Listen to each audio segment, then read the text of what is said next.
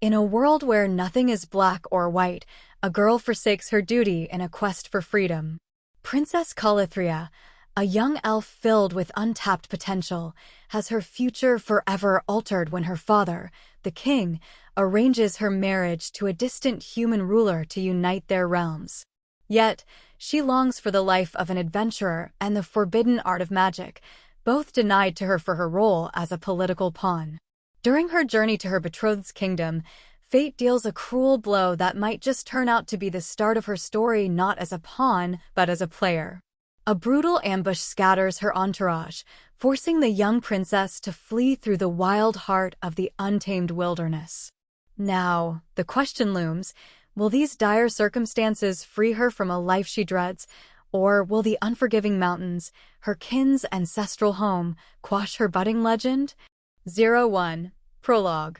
The Dragon's Rest mountain range stretched from the top of the continent to nearly the middle of it vertically, looking as if it were the spine of the very planet itself.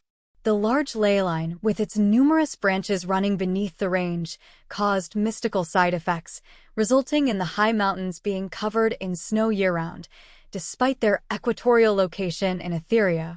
At its borders, the perpetual winter gave way to lush jungles, vast savannas, arid deserts, and more, while the mountains themselves remained cloaked in eternal winter.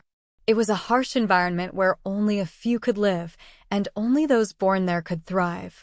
At lower altitudes on the many mountains, dense pine forests covered them and many dangerous animals lurked inside of them. On a plain where snow piled up to 2 meters, a convoy of carriages floated gently above the surface, flanked by several armored figures on steeds, their feather-light steps barely denting the soft snow. The lithe quadrupeds moved gracefully, their white feathers camouflaging them against the snowy ground. The riders were adorned in silvery armor, shimmering and emitting a soft glow that highlighted intricate engravings. The runes on the edges were both visually striking and infused with a sense of ancient magic. The one thing an observant onlooker would find their gazes gravitating towards would be the armored riders' elongated ears, extending 5 to 10 centimeters from their skulls and occasionally twitching in alert. This caused them to snap their heads in a direction, searching for any danger, but so far they had only come across harmless snow rabbits hiding below in their burrows. The guards were tense and jumpy, but who could fault them considering whom they were tasked with protecting? Many of them occasionally glanced towards a carriage traveling near the middle of the convoy, appearing better made and fortified than the rest, but that was just a facade. That carriage was a moving fortress, and anything less than an ancient drake or an archmage would find themselves unable to do more than scratch at its wards. The inside of that carriage managed to seem both luxurious and elegant without leaning too much on either. A gleaming golden metal nicely accented the silvery metal in places as they formed intricate carvings that covered the monstrous enchantments underneath them. Inside sat a girl seemingly no older than 19 by human standards. She was gorgeous even by elven standards, and her mournful look could tug at the heartstrings of even the harshest of men. Alas, it didn't work on the only one that counted, her father. He was a ruthless man, his heart as cold as the winters at the peaks of the mountains. He deserves his title in more ways than one, she thought with a slight smirk that quickly disappeared from her perfectly sculpted face. The Winter King. That was his title, and he was the 5th to ever hold it since the beginning of recorded history. He ruled over the entirety of the Dragon's Spine Mountains, the plains on the other side of them, as well as any who dwelled within. She loathed him with all her heart. He was the sole reason all her kin only ever regarded her with guilt or remorse. Pitying gazes followed her wherever she went, and she had no one else to blame for it but her father. She glared at the passing landscape to engrave it in her mind. She knew this might be the last time she saw it in her life. The evergreens were pitifully small this far up the mountain, but further down she'd heard about them reaching hundreds of meters in height. Even if this would be the only time she saw them, she relished this chance to see those magical forests. The creatively named Winter Castle was far up in the mountains, hidden beyond the clouds, and nestled in a highland valley between 2 peaks. She rarely got the chance to travel around even inside the kingdom, and she always wanted to see some of the landscapes she saw in her stories. Growing up, she buried herself in books. She'd read romance, fantasy, and every curious novel she found in the open library, but the ones closest to her heart had always been the books her father forbade her from reading. Those were books on magic, runes, and spellcraft, which she always dreamed of learning, and while it may have been forbidden, her eccentric master sneaked 1 or 2 books in for her. There might have been a bit of a want for what's forbidden in her obsession with them, but she still enjoyed every single spell she managed to cast. "Can't have you leak elvish magic to the humans," her father's dispassionate words would play in her mind as she forsook most of her private time to study and practice. Even now, as her right hand held her chin up as she stared out at the enchanted window, her left hand made somatic gestures and conjured up small balls of fire which twisted and turned between her fingers. She couldn't get far without further books in her studies, but she mastered what she had and even went beyond it a bit by making up new spells with the runes she learned. The carriage felt constricting, and she felt a pit settle in her stomach as she thought about why the carriage was reinforced both ways and didn't open from the inside. This was as much a prison as a fortress. The guards readying themselves drew her attention, and she lost control of the candle flame for a moment, causing her to yelp in pain as it singed her palms a bit. She flailed it around a bit, then blew air on it to relieve the pain.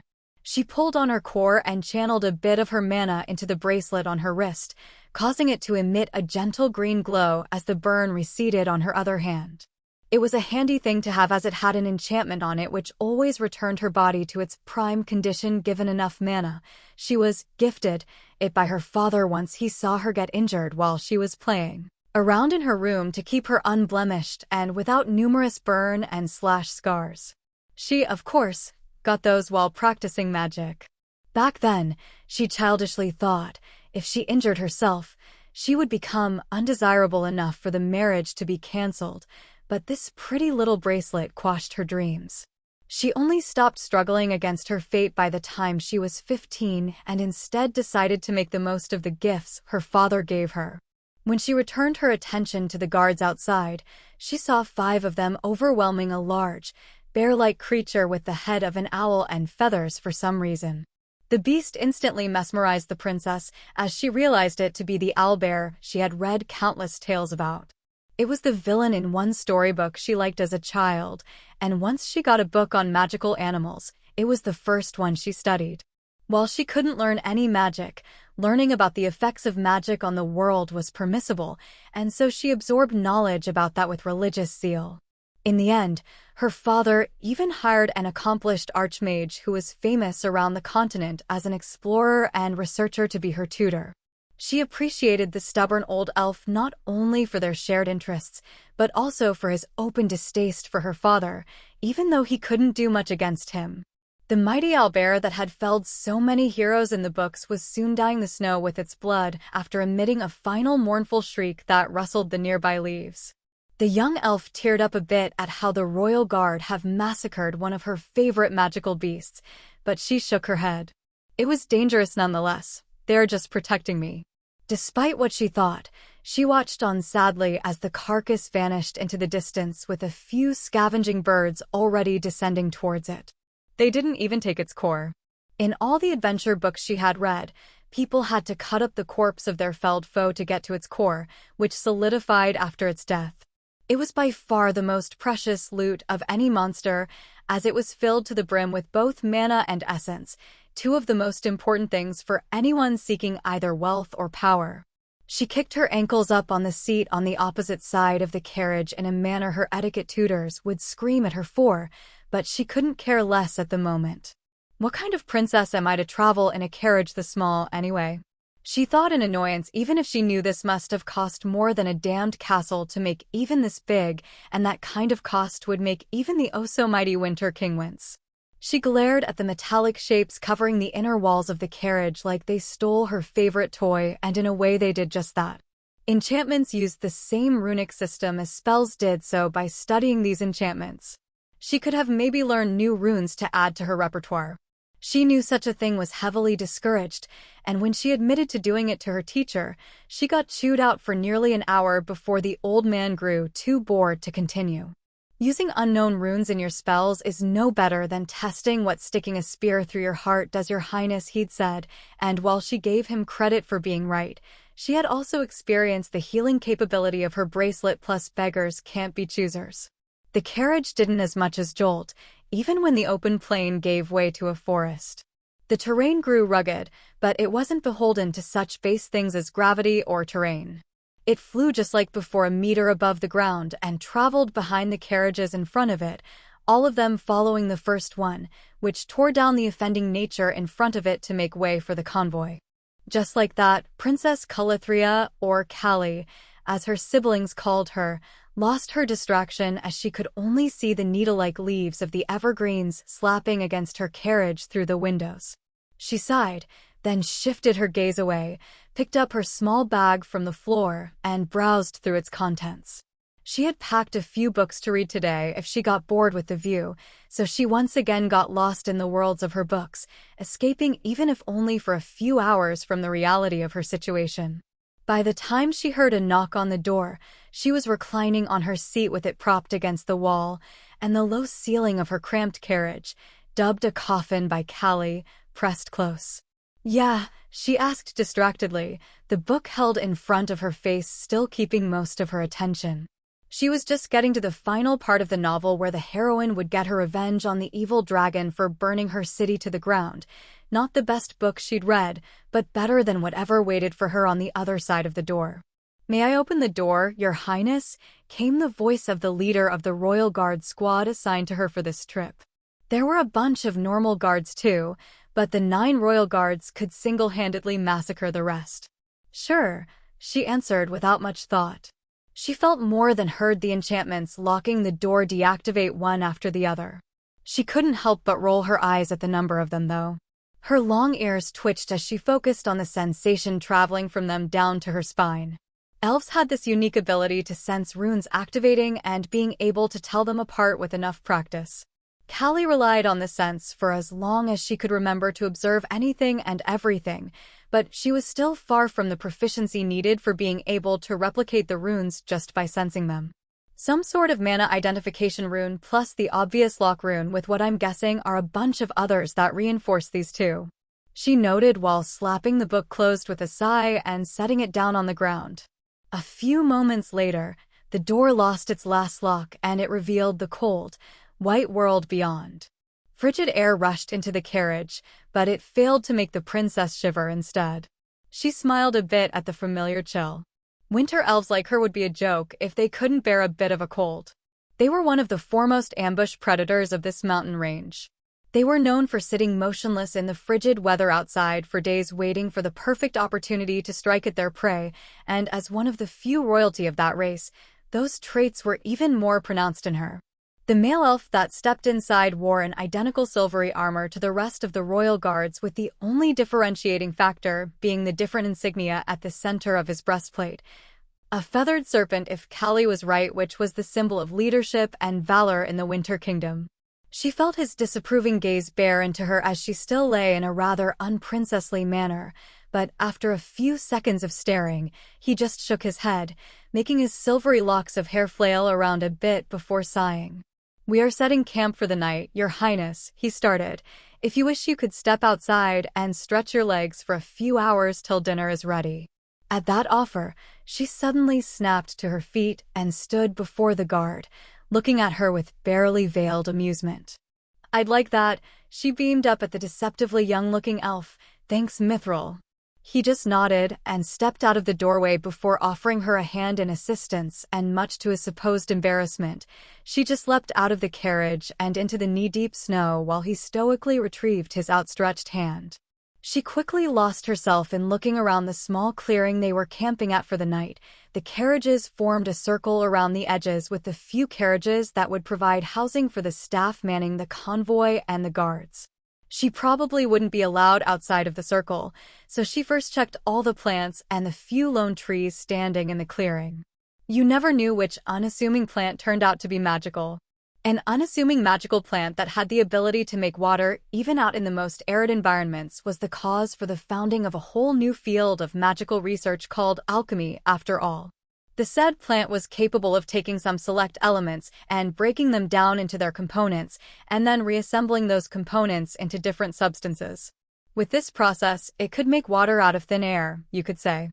To her slight disappointment, only a single plant had turned out to have any magical properties. She managed to busy herself with prodding and poking the pine tree with an oddly metallic bark. She tried cutting a bit of the bark off with her knife, but without activating the enchantment on it barely made a scratch on it. By the time it was time for dinner, she was carving little shapes and forms into the tools she made from the bark. She had a few needles, a knife, and a fork. She was still twirling the needles between her fingers when the servants got around to serving her food. She was sitting with the rest in a tent set up outside for just this occasion. She refused to eat by herself back in her carriage as much as the tag-along maids wanted her to. She enjoyed the illusion of camaraderie she had with the rest, knowing it wouldn't last. "Can't go crying to father now, can you?" she thought in derision as she watched one of her maids look at her eating at a common wooden table with her newly made utensils. The others felt visibly uncomfortable at the start, but as the minutes flew by, the princess faded into the background, all but forgotten. Despite having only basic tools while traveling, the cooks managed to create something edible. Although she was initially excited to be let out of her stuffy carriage or the similarly stuffy room back at the castle, the awareness of what was to come overshadowed her joy. These few weeks would be the last she would spend as Kha'Lythria, princess of the winter elves, and after that, she would be one among the many trophy wives of the mighty sovereign ruling over the Kashgar Sultanate. The human empire which bordered most of the Winter Kingdom was always keen on expanding, and even more so if the targeted lands were in elvish hands. The brutes down there who raped and pillaged their way through the erstwhile elven kingdom of water to the south and occasionally raided into the mountains were the bane of any winter elf's existence. Her father, in his infinite wisdom, decided to get into an alliance with the Sultanate, which was founded by humans fleeing the expansion of the empire centuries ago, and what better way to show his sincerity than to give his youngest daughter to the Sultan to do with as he wished. Of course, those weren't his words. He was much more political and reasonable in his explanations and expectations. So much so that Callie sometimes felt he might be right, but then the fact that it was she who would be the sacrificial lamb always managed to bring her back to her senses. It was a known fact that humans and elves don't trust each other, and the ruthless Winter King, along with his ancestors, was the main reason for this. He wouldn't hesitate to raise hundreds of human cities if that secured the continuation of his kingdom. Callie sighed as she stood from her seat at the table and waved at the rest with a slightly forced smile. The other elves, who just realized that the princess was there all along, stiffened a bit and waved back, while the ones that even noticed her silent departure. She exited the heated tent, Mithril falling in step behind her, and headed towards her carriage for the night. She wasn't too tired yet. Her core enhanced her body enough so that she barely had to sleep 8 hours a week. When you combine that with her base physique as a royal elf, the results were pretty impressive, if you consider not sleeping for a week impressive. Callie definitely did. Night was the only time of the day when rarely anyone bothered her, letting her bury herself in practicing magic in the confines of her room. The snow crunched beneath her white leather boots as the crisp air made her breaths come out like small puffs of steam. She raised her gaze towards the clear night sky and took in the beautiful view. It was one of the few beautiful things she saw, even from the mountaintop castle in the middle of a landscape composed of gray rock and snow. She swept an annoyingly curly white tuft of hair behind her ear and decided it was enough for now. Just as she was turning her head to say goodnight to her stone-faced guard, she stiffened and a shiver traveled down her spine. It originated in her ears as they twitched in alarm at a sudden release of a spell outside of their camp. "Ambush!" her guard roared at the top of his lungs and pushed her into her carriage. "Stay inside, princess." Callie only came out of her shock as she tumbled off of the seating she'd been thrown onto. Looking at the locked door, she felt the last enchantment coming to life. Getting to her feet in a rush, she braced herself against the wall, her hand shaking from a mix of fear and the adrenaline surging in her veins. She stared through the window and her jaw dropped in astonishment. She expected some sort of beast, maybe a snow panther or even a blood owl. Those could cast some rudimentary form of magic, but what she did not expect was elves attacking them. She narrowed her gaze at one attacker, covered from head to toe in a uniform black cloth with even his eyes hidden behind black-tinted glasses. She couldn't help but frown as she noticed that none of the attackers had long, pointed ears. They could have covered them with the cloth too, but as an elf herself, she knew how uncomfortable or outright sick they could get had they done that. The ears of an elf are remarkably sensitive and serve functions beyond mere hearing and detecting spell activations. They were also responsible for an elf's constant awareness of their position relative to the ground. Restricting an elf's ears was like cutting a cat's whiskers and tail. Kha'Ly's eyes took in the attacker's form. He stood as tall as the elven guard he was going toe-to-toe with, but he was maybe a bit more robust. Her eyes widened in disbelief as she watched the attacker catch the elf's attack, swiftly counterattacking and sending the elf flying. The guard appeared to have an epiphany and changed his fighting technique after shouting something to the others, who followed suit. They didn't go toe-to-toe with their enemies anymore. They deflected blades, dodged attacks, and danced around their enemies. The previous somewhat brutish style transformed into blade dancing the elves preferred when fighting opponents with strength superior to them. Her blood ran cold as she realized the implications. Elves had a light skeleton and compact muscles that stayed near weightless.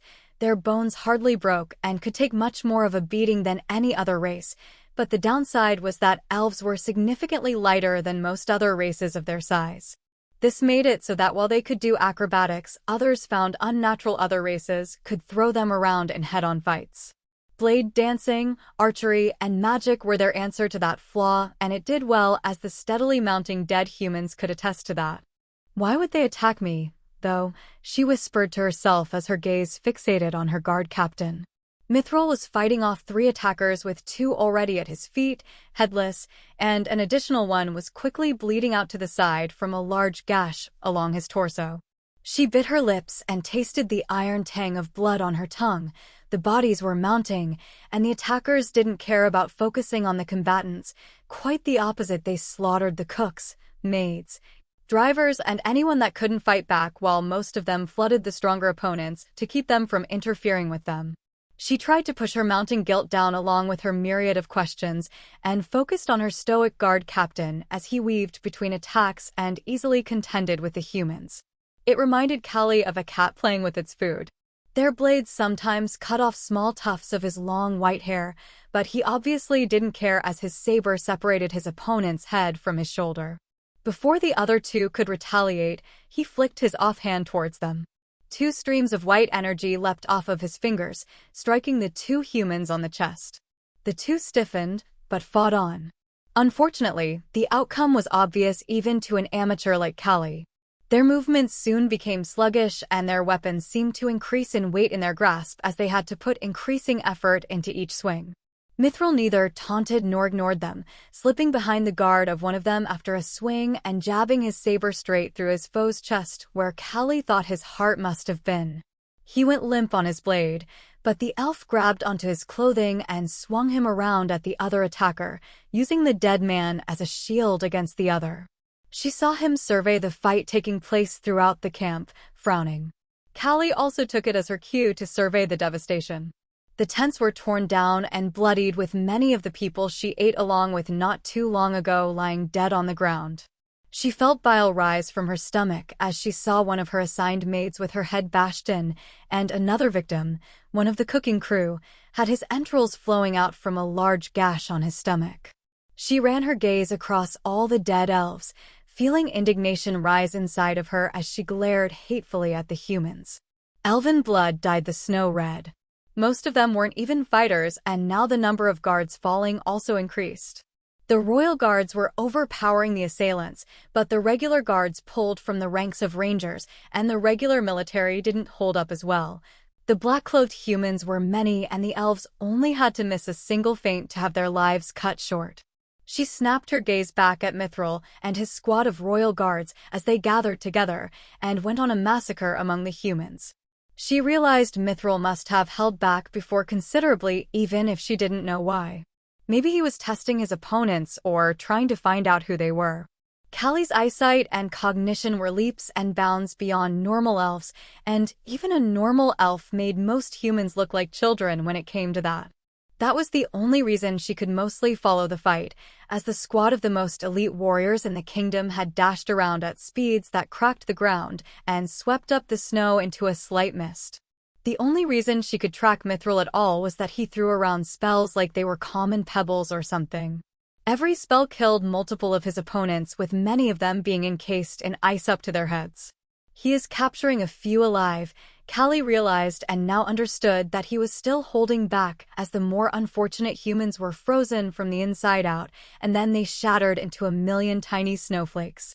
While her nerves were settling, a royal guard screamed and flew through the air, landing near Callie's carriage, attempting to rise, but ultimately falling back down. The reason was apparent as she saw a jagged black dagger piercing straight through his enchanted backplate somewhere around his guts. The guard shivered as he lay on his back. A few moments later, he opened his mouth in a silent scream before his body slacked. He didn't get up anymore, and Callie couldn't understand for a moment what had happened. She stared at the lifeless body until the dagger was violently ripped out of the elf and flew in a straight line. It landed in the grasp of a black-clad human similar to the rest, with the only difference being, aside from the sinister-looking dagger, his softly glowing leather armor.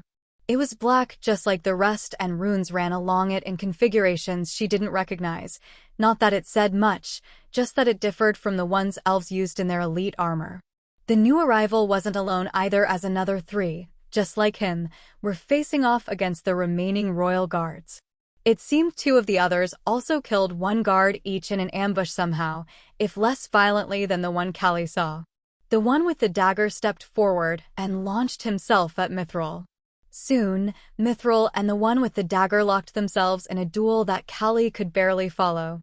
Carriages got sent flying, and sections of the forest became upturned, but the devastation that followed in their trail traveled further and further away from the camp.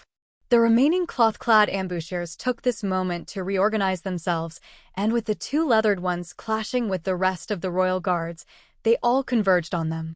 Even if 1 or 5 of them didn't pose a threat to a royal guard, they had to focus on the two assailants, who seemed to overpower them while the weaker ones came at them in waves. By this time, very few of her normal elven guards were still standing, so the elites could only rely on themselves. The elves valiantly resisted the overwhelming numbers stoically, and without giving even a single drop of blood freely to their enemies. Callie wanted to help them, but she couldn't even if she wasn't locked inside her little coffin carriage. She shivered at the thought. What if the humans won? Would they open her carriage and kill her, too? Capture her? Or would they fail and let her starve to death inside? She nervously watched the guards fight, and little by little they gained the upper hand. Even if the numbers weren't on their side, the elves methodically cut down any of the weaker foes that dared enter the fray, while mostly focusing on parrying and evading the two stronger ones. If this continued, humans would be the ones being overwhelmed by her guards in time, but she still feared the worst now that she thought about why they could have attacked the convoy. The strength of these humans was not normal. Elves were superior to humans in every way besides the weight, and had all the advantages they could need. And yet a single human was going toe-to-toe with the royal guard captain, while 2 were giving a hard time to 5 of the normal guards. Callie wasn't privy to the secrets of her kingdom, but she knew Mithril should be one of their strongest. She was sure her father had some secret force, but aside from that, Mithril was among the best the kingdom had. With humans being both weaker on average and of much worse potential than elves in terms of magic, for them to send a task force this strong, they must be from a very elite group. A group like that wasn't easy to send into enemy territory like this, and very few nations would actually sacrifice them just to kill her. Because the humans were dying much more than the elves were, that was clear even to her. When her thoughts drifted to which country would hate the very idea of Kashgar and her kingdom forming an alliance, there were a few that came to mind, but she discarded all but one, the Corvus Empire. With its spanning half of both eastern and western Hyatus, they were more than capable of producing a task force like this, and not batting an eyelash if it took every last member to undermine the alliance. She tore her gaze off of the elves fighting for their life in the clearing and tried to look for where Mithril might be. She quickly found it because of a colossal explosion going off in the distance, which uprooted more than a dozen trees and launched them through the air. The lack of light made it somewhat difficult to see to such distances, even with her inherent night vision, but even from here she could see what looked like a glowing white comet descending towards the site of the explosion. With the night sky as the backdrop, even in the light snow, it was easy to see the thing cutting through the air itself as it sped towards the ground. From a white speck that she might have mistaken for a too-bright star, it soon transformed into a comet, and then it kept growing in size as it closed in. When it was only a few hundred meters off the ground, Callie stumbled backward from the window. "That's not a fucking comet," she cursed under her breath, gaping at the sight. The thing had a long serpentine body that glittered in the bluish moonlight. It swam through the air, propelling itself with nothing but its magic and pure force of will as it commanded it to take it where it wanted to be. It had a head resembling a wolf, but covered in white scales from around the neck. The scales were also covered in glittery white feathers that gave it its name, the feathered serpent. It was more than 100 meters long, but it moved faster than Callie could see. Elves chose it as the symbol for some of their strongest fighters out of respect because the ancient beasts were believed to be the closest to the bloodline of the ancient dragons. They were supposed to symbolize valor and leadership, but the intelligent beast cared not for their beliefs as its tail lashed out at where she guessed her guard captain and his opponent were. Her heart clenched in worry, but she could only trust him to survive as much for her safety as for his own. This monster could probably chew through the flimsy enchantments of her carriage like it was nothing, and it had more than enough reason to. They were thaumativores like their draconic ancestors. They ate mana itself, which was probably the reason this one came here. It ate mana and the mana crystal that powered her carriage, or the core of the two who it just attacked would be like an exquisite dish to it. The ignorant humans probably didn't know that throwing around so many spells and saturating the air with mana could rouse any thaumativore, but she was confused about why Mithril went along with it. He should have known better. This was much worse than being ambushed by humans. "I need to get out of here," she whispered with a panic. The serpent would most likely decide to go for the easier meal first if Mithril and his opponent proved annoying, and it wouldn't mind getting a bit of extra protein from an elven princess. The battle intensified as the serpent started flinging spells all around itself in such a large quantity that Callie couldn't even comprehend how much mana that would take. To take her mind off of the mythical beast, she turned her attention back to her guards, who were by now almost equal in number to the humans. "Focus, damn it!" She ran her finger along the silvery metal that covered the door's enchantments. First, she would need to remove those, and then she could get to disable the locking enchantments even if she had little confidence in actually accomplishing it. She tried to remove them at first with her fingers, but soon realized that would not work. Next, she tried some of the few spells she knew. She used Mage Hand to force it, but the thing dissipated. The kinetic impact barely cracked the reinforced wood and only made slight scratches on the metal. The rest of her spells were less than wise to use in such an enclosed space. At last, she took out her last option, her enchanted knife. Yeah, knife and not a dagger. She barely convinced her father that she needed a utility knife with enough sharpness to cut through mithril and adamantite. She stuck it in between the metal and the wood behind it, but forcing it off turned out to be harder. The strength was there, but even when she put her entire weight into it, it didn't amount to much. She needed leverage, or a way to use only her strength on it instead of her weight. With one foot against the wall, she used both hands to grab her knife and pushed with all her strength. She let out a yelp as she slumped onto the ground when the metal gave way, but she quickly scrambled to her feet and started examining the runes. She didn't recognize much, and most of them were still covered, but the locking rune was easy to find, being placed in a central position and looking like an almost closed C with a few extra lines here and there. There should be safety against tampering with the runes, but she had to hope they hadn't put those on this side of the door. She fiddled with the runes for a while, removing the metal from the other places where she felt locking runes under them. Afterwards, she started poking them and shooting bits of mana onto them from her fingers, checking for protections. But much to her relief, she didn't get zapped or something, so it must be safe. The fighting outside faded into the background of her mind as she focused on trying to deactivate the door. The first lock gave way after a few minutes, and the rest soon followed. She was on the last rune when it suddenly lost its shine, and the door she was staring at got torn open. She blinked dumbly up at the battered mithril. His disheveled hair clung together in strands stained with the blood that dripped from his head. He held his side with a hand that glowed in a soft greenish light. Kha'Lythria recognized the feel of the healing spell, but the wound visible through his shredded armor was closing much too slowly for Kha'Lythria's comfort. "Are you all dash?" she started, but Mithril grabbed her by the waist and jumped away, holding her close to him and making her let out an undignified scream. "What?" The feathered serpent crashed down onto the carriage and started ripping it apart less than 100 meters from them. She swallowed the lump in her throat, realizing she wouldn't have gotten out of there in time without Mithril. With a blank expression, she watched as the monster used a spell resembling Mage Hand to disassemble the enchanted carriage, employing hundreds of clawed arms that floated around it and worked tirelessly to rapidly dismantle it. Mithril forcefully snapped her out of her daze by pushing her away, deflecting a jagged black dagger. The dagger's owner remained unseen, but her guard remained vigilant in one direction. "Run, princess," he said without looking back at her. His eyes remained fixed on the direction the dagger was thrown from, simultaneously keeping the snacking beast within his line of sight. "What?" she asked dumbly. Where should she run? They were in the middle of nowhere, and there were still humans trying to kill them here. "Run before the serpent is done eating." "I'll keep that bastard here while the others manage the rest," he said gruffly. "We will find you once we are done here, but run." Kha'Lythria was so shocked by him shouting at her she followed the order without actually thinking about it. She scrambled to her feet and ran without looking back, her mind focused solely on putting one foot in front of the other without falling.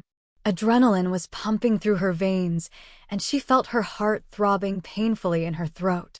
The sounds of the battle grew distant, and she could only hear her frantic heartbeat with the now howling snowstorm as the backdrop. 02, Shelter. Kha'Lythria was in a trance.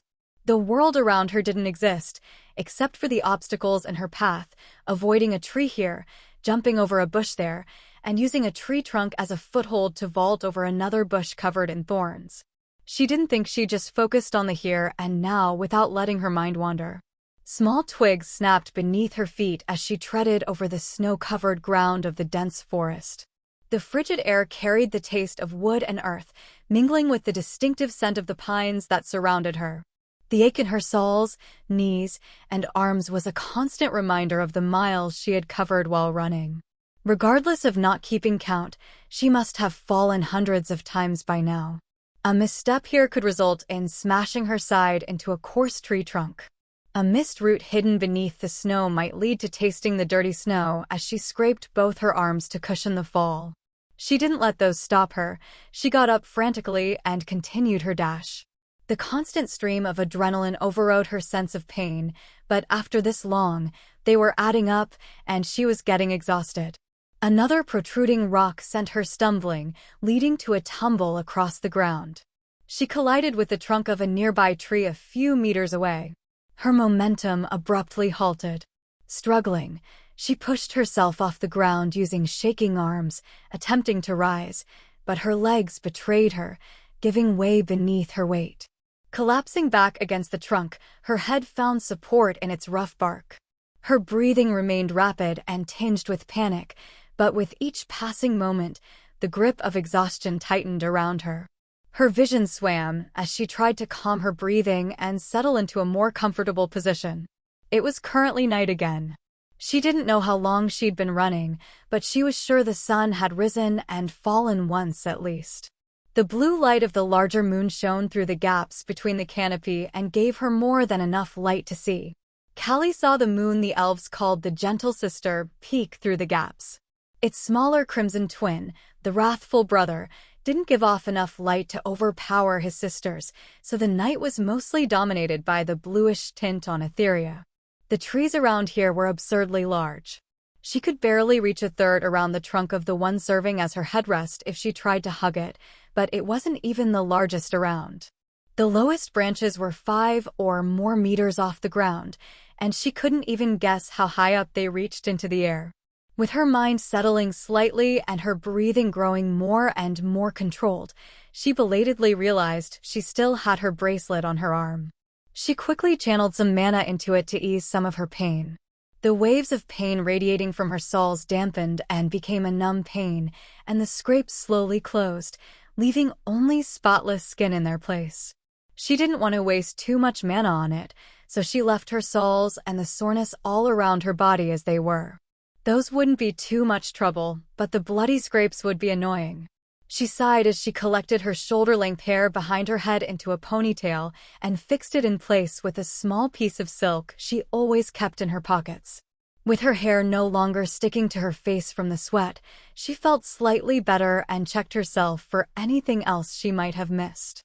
Her white leather boots and tight leather pants of the same color were covered in mud from her many falls, but she didn't notice any rips or tears in them. They were enchanted clothing, so she would be disappointed in the royal tailor if they got torn just from this much. On top, she wore a long-sleeved black shirt that clung to her frame and was great at keeping her warm, along with a white jacket that went well with the pants and boots. She enjoyed keeping her clothes white in the vain hope that she would one day need them to help her blend in with the snowy landscape. She channeled a minuscule drop of mana into all of her clothes and sighed in relief as the mud and sweat were expelled from them and rolled down in drops on the outside. They even cleaned her body underneath them as much as she could have done with a towel and a bucket of water. The slight mana investment was worth the comfort, in her opinion. She ran her fingers around her belt and pockets, listing all the stuff she still had on her that might come in handy if she wanted to continue living. Not knowing if Mithril and the others were alive or when they would reach her, she had to endure. She had her knife, but it was a utility knife, not a combat dagger, and was only as large as her palm. Despite that, with its sharpness, it was by far the best weapon she had. She also had her clothes, which, while not offering much in terms of defense, would keep her covered and clean. Combined with her inherent traits as a winter elf, they would let her survive in these freezing temperatures. She also had her bracelet for healing if she ever needed it, along with a few other enchanted trinkets that might come in handy, but nothing overly useful for surviving in the wild. She had a small pocket brush that could tame her curly white mane in seconds, a small silverite ring that could create illusions, and a black ring that had a storage space inside it. The last one was an unadorned black ring with a color so dark that it ate up the surrounding light. She could only see the outline of the ring and not its exact shape because of that. Currently, it held her collection of favorite books along with a few treats she convinced the castle chef to make for her journey. She sighed as she thought back to the indulgent expression on the only portly elf she had ever seen in her short life. He was utterly loyal to her father, just like most winter elves in the castle, but he always indulged her requests, as long as they didn't contradict her father's. From this, she quickly learned that he didn't care too much about what she did, as long as she didn't get books or artifacts he had forbidden her from having or escaped the castle. Well, that concluded the short list of useful stuff she had. It was kind of depressing that most of these weren't hers because she wanted them, but because they helped her become a better bride. She scoffed at that, the whispering voice at the back of her mind getting louder with her thoughts once again spiraling down that rabbit hole. What if they died and won't come after me? What if the humans killed them and were the ones chasing me? What if they can't even find me after that snowstorm? What? She was descending into an endless spiral of what-ifs, but the answer she came to at the end of them all was the same simple one. I just have to survive alone, expecting no one to come and find me. I need to be careful in case a monster or the humans come after me. And if in the end, nobody comes, then isn't that what I wanted all along? She fought back a slight grin at her final thought, but she didn't quite manage it. It felt unreal, and she could barely think ever since Mithril tore the door of the carriage off. She had been frightened, frantic, and then in a panic trance. For the first time in what might have been days, she could reflect on the ambush with a relatively clear head. She was sure now that the attackers were from the Corvus Empire. They were too strong not to be the elite force of a formidable nation, and they were the only ones who would benefit from her death. Kidnapping her could be problematic, as that might strengthen the alliance between the two kingdoms, with the Sultan having his to-be wife and the Winter King, his beloved daughter, kidnapped. Unless proven otherwise, she would believe that to be true. She wasn't a political genius, and she didn't know too much about world politics, but growing up on tales of the villainous deeds of the Empire against any non-humans, she didn't think her hypothesis was too much of a stretch. As far as she knew, the most objective description of their philosophy was that humans were the superior race, and every other race descended from them. It was their mission to reunify the world under their banner. To reintegrate these demi-humans into humanity, the only obvious option was crossbreeding. Demi-humans in the Empire were ordered to mate with a selected human and were forbidden from having children with another of their original race. They viewed this as the ultimate symbol of their conquest over their defeated enemies, and it made Callie sick to her stomach. It wasn't too different from what she was forced to do, but those poor war trophies weren't even called wives or husbands, concubines at best and slaves at worst. She didn't know how much of that was true, but it surely held some fraction of the truth. After all, it was the common consensus about the nation in her kingdom, according to her history tutor. Where there's smoke, there's fire. Not that knowing any of that was going to help her if a frost wolf decided she would make a fine snack. Dense forests of giant pine trees should be the preferred places for their dens. Biology at least was coming in handy, especially her extensive knowledge about how to kill any and all monsters found around the continent from her multiple readings of the Adventurers Guild's Monster Manual. That was one of her favorite books after the ones about spellcrafting and runes. She was breathing deeply now, her chest rising and falling with each heavy intake of breath. She let her body grow colder, taking in the temperature of her surroundings to blend in with it. Even though she had barely used this ability of hers, it was instinctual to her, as much as breathing was. Her body was no longer giving off heat and blended in with the frigid surroundings. If anything looked around with thermal vision here, it wouldn't easily spot her. She felt the instinct switch for the semi-hibernation appear in her mind. It would allow her to steady her core while minimizing her nutrient consumption. It would dampen her mind so much that she'd only be able to focus on any prey entering her vicinity. She pushed it to the back of her mind, and, on wobbly legs, she rose to her feet. Why aren't there any spells that can restore stamina? Callie whined under her breath. She needed to find a place to sleep before she collapsed mid-run. She could barely stand by now, and her stomach was growling at her. The snacks in her spatial ring would do for today, but she wouldn't last long if she couldn't find food. Tomorrow she would have to hunt or forage for something. When she stood, she no longer looked like she'd just been in a fight with a mud monster. She looked like a prim and proper elf if you didn't count her drooping eyes and ears from exhaustion. At least her clothes were clean, and her hair wasn't sticking to her face and getting into her mouth anymore. Instead of sprinting like she used to, she took a considerate walk that gradually turned into a jog as she regained some stamina.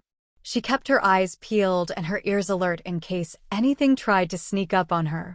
The only sight before her was a vast expanse of tree trunks and a snowy ground, occasionally broken by tenacious bushes.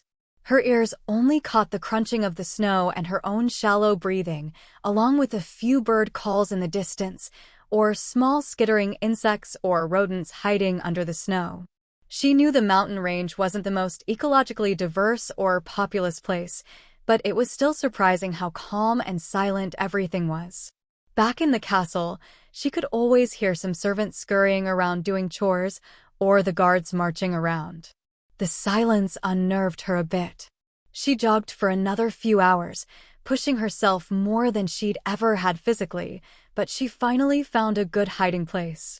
She could hear the gentle murmur of flowing water in the distance, so she wouldn't have to melt snow for a drink either.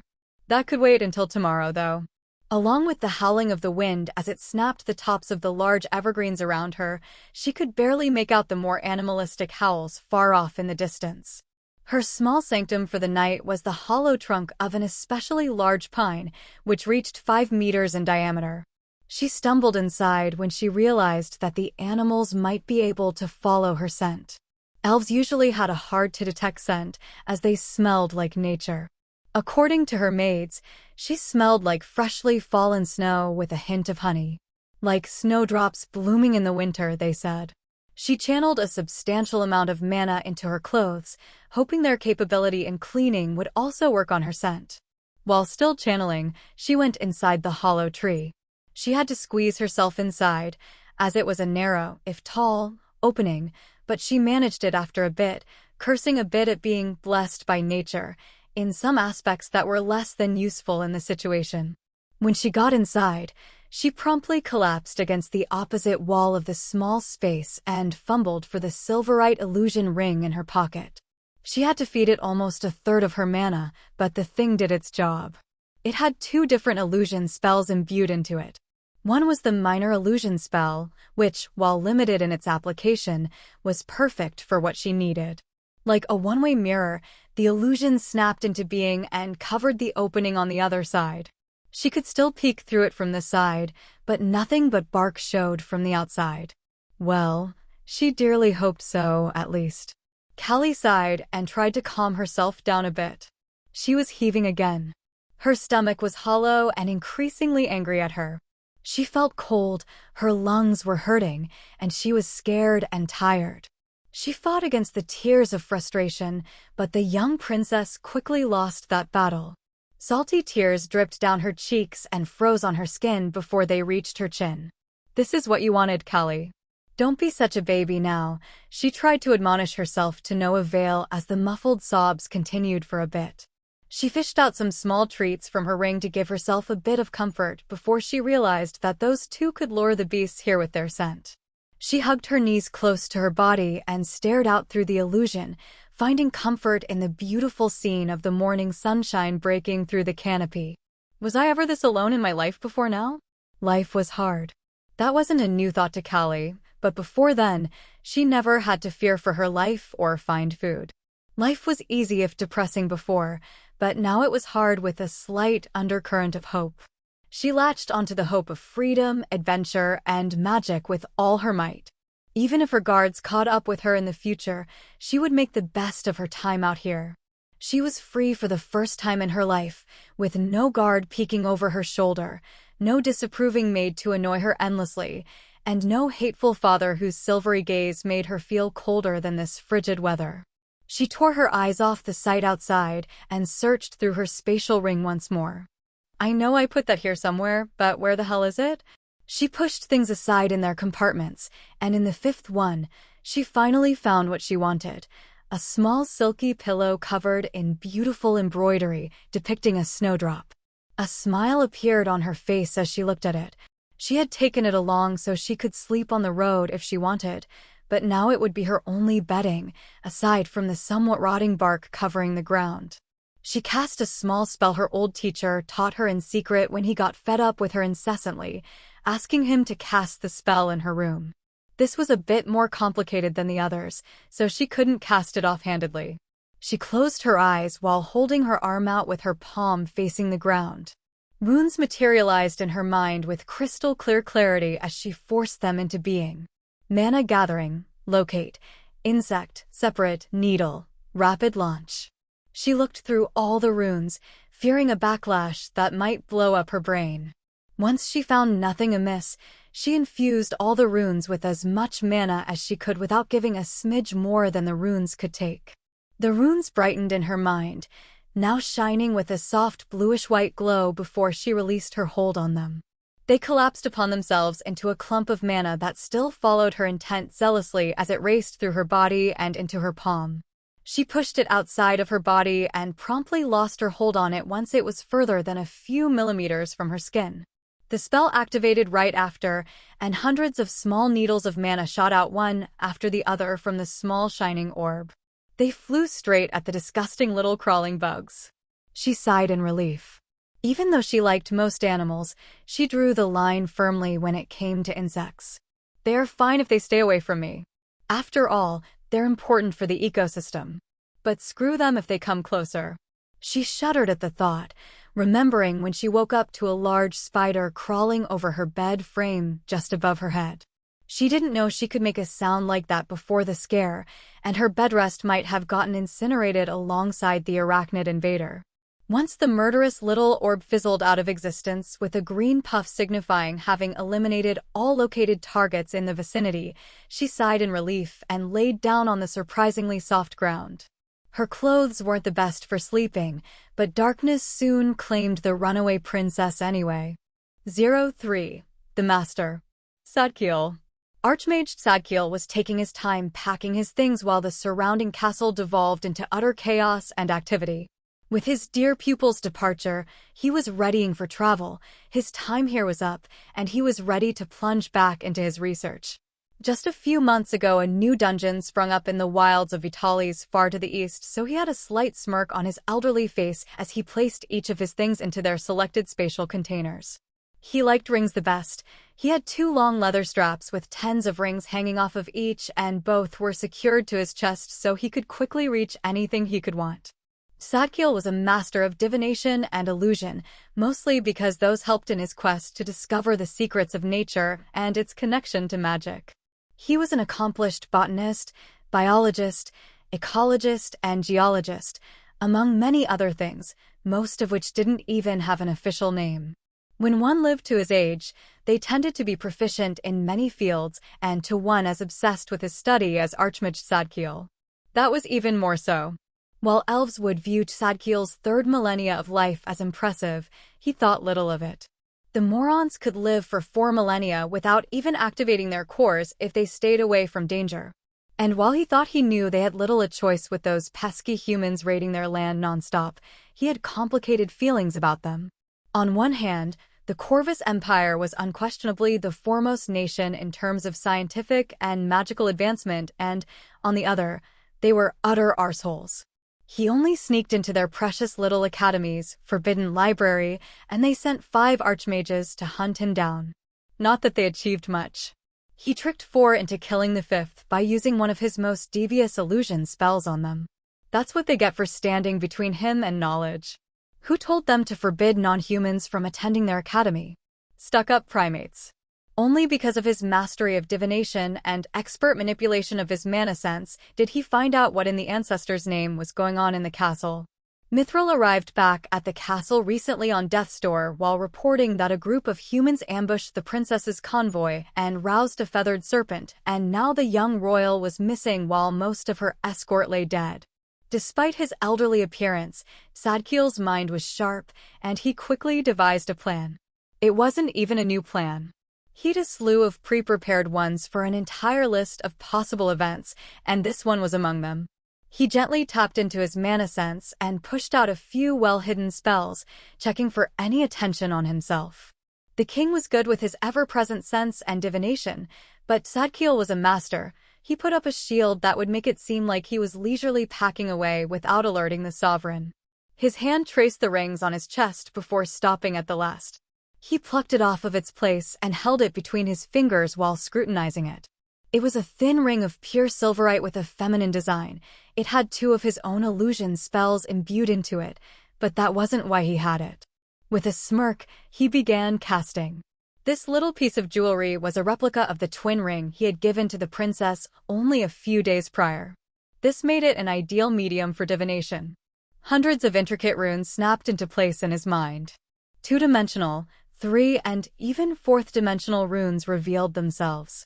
Veins of mana connected them in an intricate pattern, something that was essential for a spell at this level. The spell circle, as it was crudely called, despite being more like an orb, was crystal clear in his mind and spotless. He concentrated and threw one rune, serving for just this purpose. He flooded it with his potent mana. Once the spell was charged, he activated it with a flex of his will, and the complex spell structure collapsed upon itself. A small tendril of mana extended into his mind and started interfacing with it while the spell matrix disappeared so quickly that even his essence-enhanced senses couldn't catch it. He felt more than saw with his mind's eyes as it reached its target in a fraction of a second. His sight cleared as he was now levitating in the air. An imperceptible orb of mana looked down on the peacefully sleeping form of the princess with the silverite ring that guided him here, still on her finger. He smiled mentally as he guided the orb towards the ring. It connected, and he pushed himself deeply into it. Yeah, he made that thing so it would come in handy for the willful girl if she ever slipped past her guards, but its primary function was far more important for her to succeed. After all, if he could find her this quickly, other archmages wouldn't be far behind. He had to be quick. He fed the mana, making up the orb into an enchantment hidden deep within the ring. This enchantment would set up a nearly imperceptible ward against any divination and keep the girl away from prying eyes. Even he wouldn't be able to find her again once this was in place. The mana bled into the enchantment, slowly powering up the powerful effect, and soon enough he was back in his body, his divination spell disrupted by the ward. He carefully took down the shields he put up before, naturally transitioning them to show reality underneath to not appear suspicious. Be free, young Kha'Lythria. You deserve far more than your preordained future. He held no doubt about the girl failing or dying in her quest. The ancestors would guide her. Such a talented girl was never destined to waste away in the desert. He would help more, but they would surely observe rather closely him for a while. He and the king had never seen eye to eye. It was predictable, with one of them being a researcher and the other a ruthless ruler. It would be so much easier for Tsadkil if the ceaseless wars would stop for even a few years. With his part in her tale done for now, Tsadkil finished packing and left from the castle with the uproar soon being put behind him. He could barely wait to find out what that newborn dungeon had in store for him. The sun was still glaring through the canopy when Callie woke up. Her back was aching and chilled down to her bones. She imagined a human would have died from hypothermia a few times by now in her position, but she was still fine, aside from being uncomfortable. She frowned down at the illusion ring on her left ring finger. It felt somehow weird and different, but no matter how much she stared at it or even sniffed, she couldn't figure out what it was. When she infused the ring with her mana, she felt a slight resistance and frowned. With a gasp, she realized what was happening as she pushed a tiny amount inside. Her mana sense extended beyond her body, and for a moment, the ring felt like a part of her. The dichotomy of the magical density between the two was noticeable even to a person blind to mana, so Callie also realized it even though she didn't know why it was so. Just before she went to sleep, it didn't have any mana of its own, only the small amount she gave it to sustain the minor illusion while she slept. As she was breaking her head over it, she felt like her erstwhile tutor was smirking down at her, but the image went away as quickly as it came. Could it have been Tsadkil who filled it up? But why? It doesn't matter. She shook her head. Thanks anyway, Master Tsadkil. Although no one answered her whisper, she couldn't help but smile a little. He was one of the few people who truly supported her, unlike her own family. Despite his eccentricities and obsessive tendencies towards research, she appreciated him for both his honesty and helpfulness. She knew if he could, he'd have helped her escape himself, but the old man was under heavy regulations and constant observation while remaining in the castle. There were never any excuses for him. The old elf always said what was on his mind, and quite a few times that got him into trouble, but he always got out of it somehow. He talked about war, politics, and how her father would put him on a stake if he went any deeper into certain topics, unlike her previous tutors who thought that she was too young to learn about those topics. He was the main reason she wasn't entirely lost now that she was alone. She could think ahead and make plans based on his teachings. Well, she would do that later anyway. Her growling stomach agreed with her with passion, making its dissatisfaction with the few cookies she ate yesterday before sleeping clear. Callie touched her obsidian-colored ring against her pillow, and it slipped into the spatial storage without a sound. It was always interesting to watch that. Callie couldn't wrap her head around how spatial magic worked or where her stuff had gone or how it made her burn with curiosity, but she couldn't get answers to any of those in a forest. She got to her feet. She felt as fresh as she could be despite the deplorable sleeping conditions. At the end of the day, she was still a winter elf, and winter had never killed one of her kin before. She refused to be the first. With a mental command, The illusion covering the opening shimmered out of existence, and she quickly squished herself through the opening. The sight outside was the same as before, but she didn't let that fool her. Her ears were twitching at any sound, and she snapped her shimmering blue gaze towards the source of each. A twig snapped 200 meters away and 20 degrees to the left and on the ground. A moment later, her head turned towards it and her vision zeroed in on the small rat-like creature as it scurried along on the ground, running into a hole in the ground soon after. Within a few minutes, she would only turn her head if she could not identify the origin of the noise or if it seemed hazardous.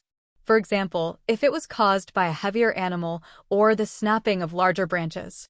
Her sight wasn't as much of an asset as it could be, with the many thick trunks impeding her sight in every direction. Her vision went on unobstructed for 50 meters at most, but her hearing was clear for hundreds of meters, and she could hear even beyond that, but not with the supernatural precision that made her species fearsome hunters. Her footsteps grew increasingly quiet with each step.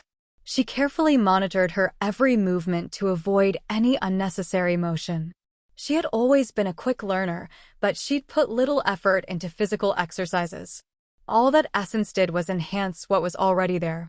It wasn't an additive improvement, but a multiplicative one. Essence was an interesting thing. Every moment she had mana in her core, a small percentage of that would be painstakingly slowly transformed into essence, which would infuse into her being, permanently enhancing all aspects of what was Kha'Lythria. This included her core, which could house just a bit more mana with each drop of essence that infused it, creating a sort of positive feedback loop that went on and on until she reached the peak of mortal power. Well, in her dreams maybe, but in reality, her core couldn't absorb ambient mana by itself, so it relied entirely on her to do so, and for that, she needed mana-gathering spells, or as they called it in some other places, cultivation techniques. When she infused the ring with her mana, she felt a slight resistance and frowned. With a gasp, she realized what was happening as she pushed a tiny amount inside. Her mana sense extended beyond her body, and for a moment, the ring felt like a part of her. The dichotomy of the magical density between the two was noticeable even to a person blind to mana, so Callie also realized it even though she didn't know why it was so. Just before she went to sleep, it didn't have any mana of its own, only the small amount she gave it to sustain the minor illusion while she slept. As she was breaking her head over it, she felt like her erstwhile tutor was smirking down at her, but the image went away as quickly as it came. Could it have been Zadkiel who filled it up? But why? It doesn't matter. She shook her head. Thanks anyway, Master Zadkiel. Although no one answered her whisper, she couldn't help but smile a little. He was one of the few people who truly supported her, unlike her own family. Despite his eccentricities and obsessive tendencies towards research, she appreciated him for both his honesty and helpfulness. She knew if he'd have helped her escape himself, but the old man was under heavy regulations and constant observation while remaining in the castle. There were never any excuses for him. The old elf always said what was on his mind, and quite a few times that got him into trouble, but he always got out of it somehow. He talked about war, politics, and how her father would put him on a stake if he went any deeper into certain topics, unlike her previous tutors who thought that she was too young to learn about those topics. He was the main reason she wasn't entirely lost now that she was alone. She could think ahead and make plans based on his teachings. Well, she would do that later anyway. Her growling stomach agreed with her with passion, making its dissatisfaction with the few cookies she ate yesterday before sleeping clear. Callie touched her obsidian-colored ring against her pillow, and it slipped into the spatial storage without a sound. It was always interesting to watch that. Callie couldn't wrap her head around how spatial magic worked or where her stuff had gone or how it made her burn with curiosity, but she couldn't get answers to any of those in a forest. She got to her feet. She felt as fresh as she could be despite the deplorable sleeping conditions. At the end of the day, she was still a winter elf, and winter had never killed one of her kin before. She refused to be the first. With a mental command, the illusion covering the opening shimmered out of existence, and she quickly squished herself through the opening. The sight outside was the same as before, but she didn't let that fool her. Her ears were twitching at any sound, and she snapped her shimmering blue gaze towards the source of each. A twig snapped 200 meters away and 20 degrees to the left and on the ground. A moment later, her head turned towards it and her vision zeroed in on the small rat-like creature as it scurried along on the ground, running into a hole in the ground soon after. Within a few minutes, she would only turn her head if she could not identify the origin of the noise or if it seemed hazardous. For example, if it was caused by a heavier animal or the snapping of larger branches. Her sight wasn't as much of an asset as it could be, with the many thick trunks impeding her sight in every direction. Her vision went on unobstructed for 50 meters at most, but her hearing was clear for hundreds of meters, and she could hear even beyond that, but not with the supernatural precision that made her species fearsome hunters. Her footsteps grew increasingly quiet with each step. She carefully monitored her every movement to avoid any unnecessary motion. She had always been a quick learner, but she'd put little effort into physical exercises. All that Essence did was enhance what was already there. It wasn't an additive improvement, but a multiplicative one. Essence was an interesting thing. Every moment she had mana in her core, a small percentage of that would be painstakingly slowly transformed into essence, which would infuse into her being, permanently enhancing all aspects of what was Kha'Lythria. This included her core, which could house just a bit more mana with each drop of essence that infused it, creating a sort of positive feedback loop that went on and on until she reached the peak of mortal power. Well, in her dreams maybe, but in reality, her core couldn't absorb ambient mana by itself, so it relied entirely on her to do so, and for that, she needed mana-gathering spells, or as they called it in some other places, cultivation techniques. 04. Hunt. Callie could honestly say that she was enjoying herself, even though she had caught nothing since she started sneaking through the endless maze of branches a few hours ago. She'd observed one of those mangy brown feline predators as it stalked its prey, which turned out to be a snow-white owl that was taking a nap inside a small crevice on a trunk. The feline blended in perfectly with the dark bark of the trees, and its claws gave it a steady hold on them even if they were wet and slippery, but aside from that she couldn't see any other capability that stood out. The animal didn't look capable of magic, but many magical animals didn't. Even plants could use magic sometimes, but those were passive uses of it most of the time. There was supposed to be a flower that threw lightning at anything with a pulse that dared come close to it, but thankfully those didn't live on this mountain range. After she watched the cat get its daily intake of meat, she observed a few other animals while telling herself that it was so she could prepare herself. Yes, I'm gathering information about my enemy, most certainly. Owls, cats, squirrels, rats, hares, and she even spied a few large predators stalking below her on the ground. She would have scoffed at them as the ground-walking peasants they were they not also either 3 times her size or on the don't fight it and run list of the Monster Manual's tips for new adventurers? Though she didn't need it to tell her when a lynx, which was shining a bright golden color, strode through the sparse undergrowth. Its fur was also golden-colored, making it utterly incapable of hiding or camouflaging its presence. Even her shut-in self knew that brightly colored animals were dangerous, and ones that glowed had so much mana that they wasted it on visual effect instinctually. The lynx dared everybody in the forest to attack it and probably had done so for a long time, yet it was still there, strutting like a pompous nobleman. Callie entered her semi-hibernation instead of attempting to sneak away. She wasn't that confident in her stealth capabilities, and if she could hear her own steps, if just barely, this glowing cat might as well. She would not risk it. When she came out of her muddled state, the feline was gone and she still had all of her insides well inside, so she counted that as a win.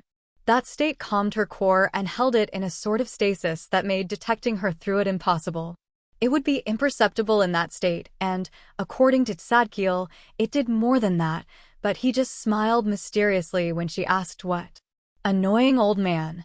It seemed to work, and combined with the illusion, it was a nice stealth toolkit she had already. She might just survive this forest. After that encounter, she was much more attentive to her hearing, which was her best tool in this situation. At this moment, she had been stalking her chosen prey for the last half an hour, and she was getting bored with the wait, so it'd soon be the time she first fought. She hoped the knee-height flightless bird wouldn't be too much of a fight, though. She didn't want to alert any of the dangerous predators, so she would have to make it quick and silent. The bird looked like one of those large flightless birds that lived in savannas where they could run around, but this one somehow evolved its legs for tree climbing and shrank down to the size of a turkey. It was peeking its dumb-looking head into the small hole, probably leading to the lair of some small bird or a squirrel, so it had no chance of dodging her attack. She couldn't use her knife, which was a bit too small to kill the animal fast enough. It probably wouldn't even reach its head if she wasn't perfect in the stab, so she opted for magic instead. Totally not, because she could finally make use of it after only sitting on it for 15 years since she learned her first spell. Now, she only had to decide which one she would use. That should be simple, right? She didn't know too many spells after all, so it should be quick and easy, right? Water Blade could work, but that's annoying to cast as it collects the water from the surroundings. Kinetic Strike could work if I manage to snap its neck with it, but if I don't, then I'm just blasting it away. Fire spells are too loud, and I still want to have meat to eat afterward, not charred bones. Air isn't too good at attacking either, and that wraps up all my current attack spells. It was said that every mage starts as an elementalist, and Kha'Lythria was no different. Using the base runes of the 5 elements as the foundations of the spells made casting them much easier and put less of a burden on the caster. No need to bother with using versatile runes to transform mana into a different energy. Just give a bunch to the fire rune, and you had a bunch of fire now to do with as you wished. In the end, she decided to use Water Blade. Even if it was slow to cast, it was a great fit for her situation. She held out her palm, facing directly toward the dumb bird with its head still inside the tree. Water gathering, condense, blade, hold, launch, overcharge. She crafted the runes well on her first try, but she had to fix them up a bit to ensure she wouldn't have any problems. Sadkiel had given her more backlash horror stories than she ever wanted to hear. Once she was sure they were good, she filled them up with mana in a gentle trickle. Giving too much to a rune other than the overcharge was asking for backlash. Once she was done and felt each rune vibrate with power in her mind, she ran a last check before flexing her will and activating them. The runes condensed into a familiar spell matrix that was still at her beck and call. She guided it towards her palm and checked her aim. It was a bit off to the left, so she fixed that, and with a deep breath, she pushed the matrix through her skin just in the center of her palm. The slightly glowing blue orb rapidly started draining water from its surroundings, pulling on the snow and drying up the nearby branches in a 2-meter radius. Next, it condensed into a firm orb that could go for a rock based on its toughness, after which it lengthened into a crescent shape with a sharp edge. Most of the remaining mana bled into it and reinforced it, making sure it held its shape until it served its purpose. Finally, the sequence got to the last 2 runes. The launch rune provided the blade with its momentum, and the overcharge used all the freely given mana to enhance said momentum safely, enabling her to shoot the blade much faster than with the original spell.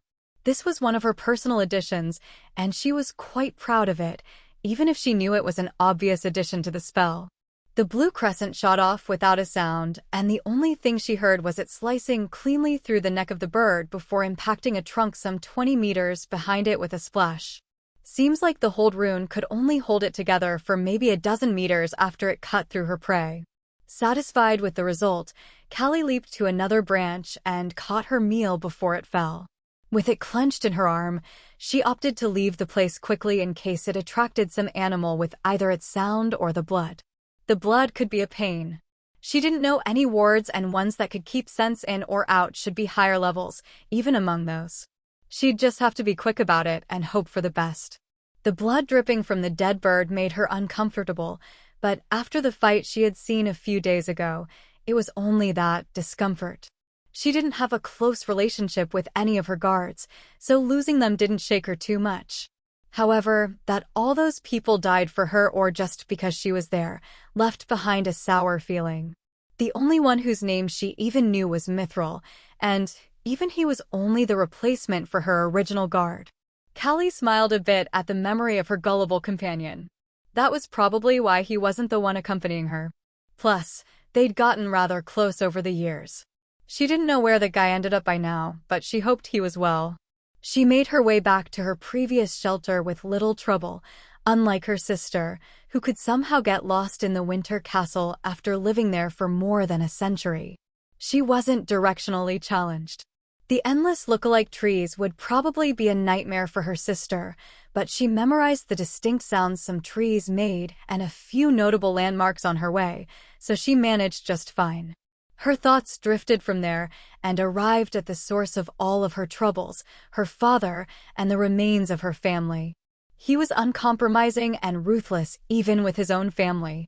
Her mother's exile and her siblings' pleas for reconsidering her marriage falling on deaf ears were evidence of it. Elves were supposed to be a family-centric people, relying on their tight-knit communities to survive this savage world, but you couldn't guess that while looking at her family. An absent mother, a cold and distant father, a constantly annoyed and irritable elder brother, and a loving but demure elder sister. At times, the princess found herself hating all of them. Her brother Arawn always looked like he ate something sour when he looked at her, and her sister Lyriel, who, while tried to help her wherever she could, never disobeyed their father. Despite knowing they both loved her, she couldn't resist. They weren't the ones headed to a cursed desert to marry a human ruler. She sometimes wished she stayed 5 years old forever when her mother was still there and her father still seemed like a father rather than the cruel king he acted like since then. Damn it all, she was barely 30 years old. Elves her age wouldn't count as adults for another 20 years, and yet she would have arrived in barely a month at the doorstep of her fiancé, whom she never even laid eyes on before. No, just no.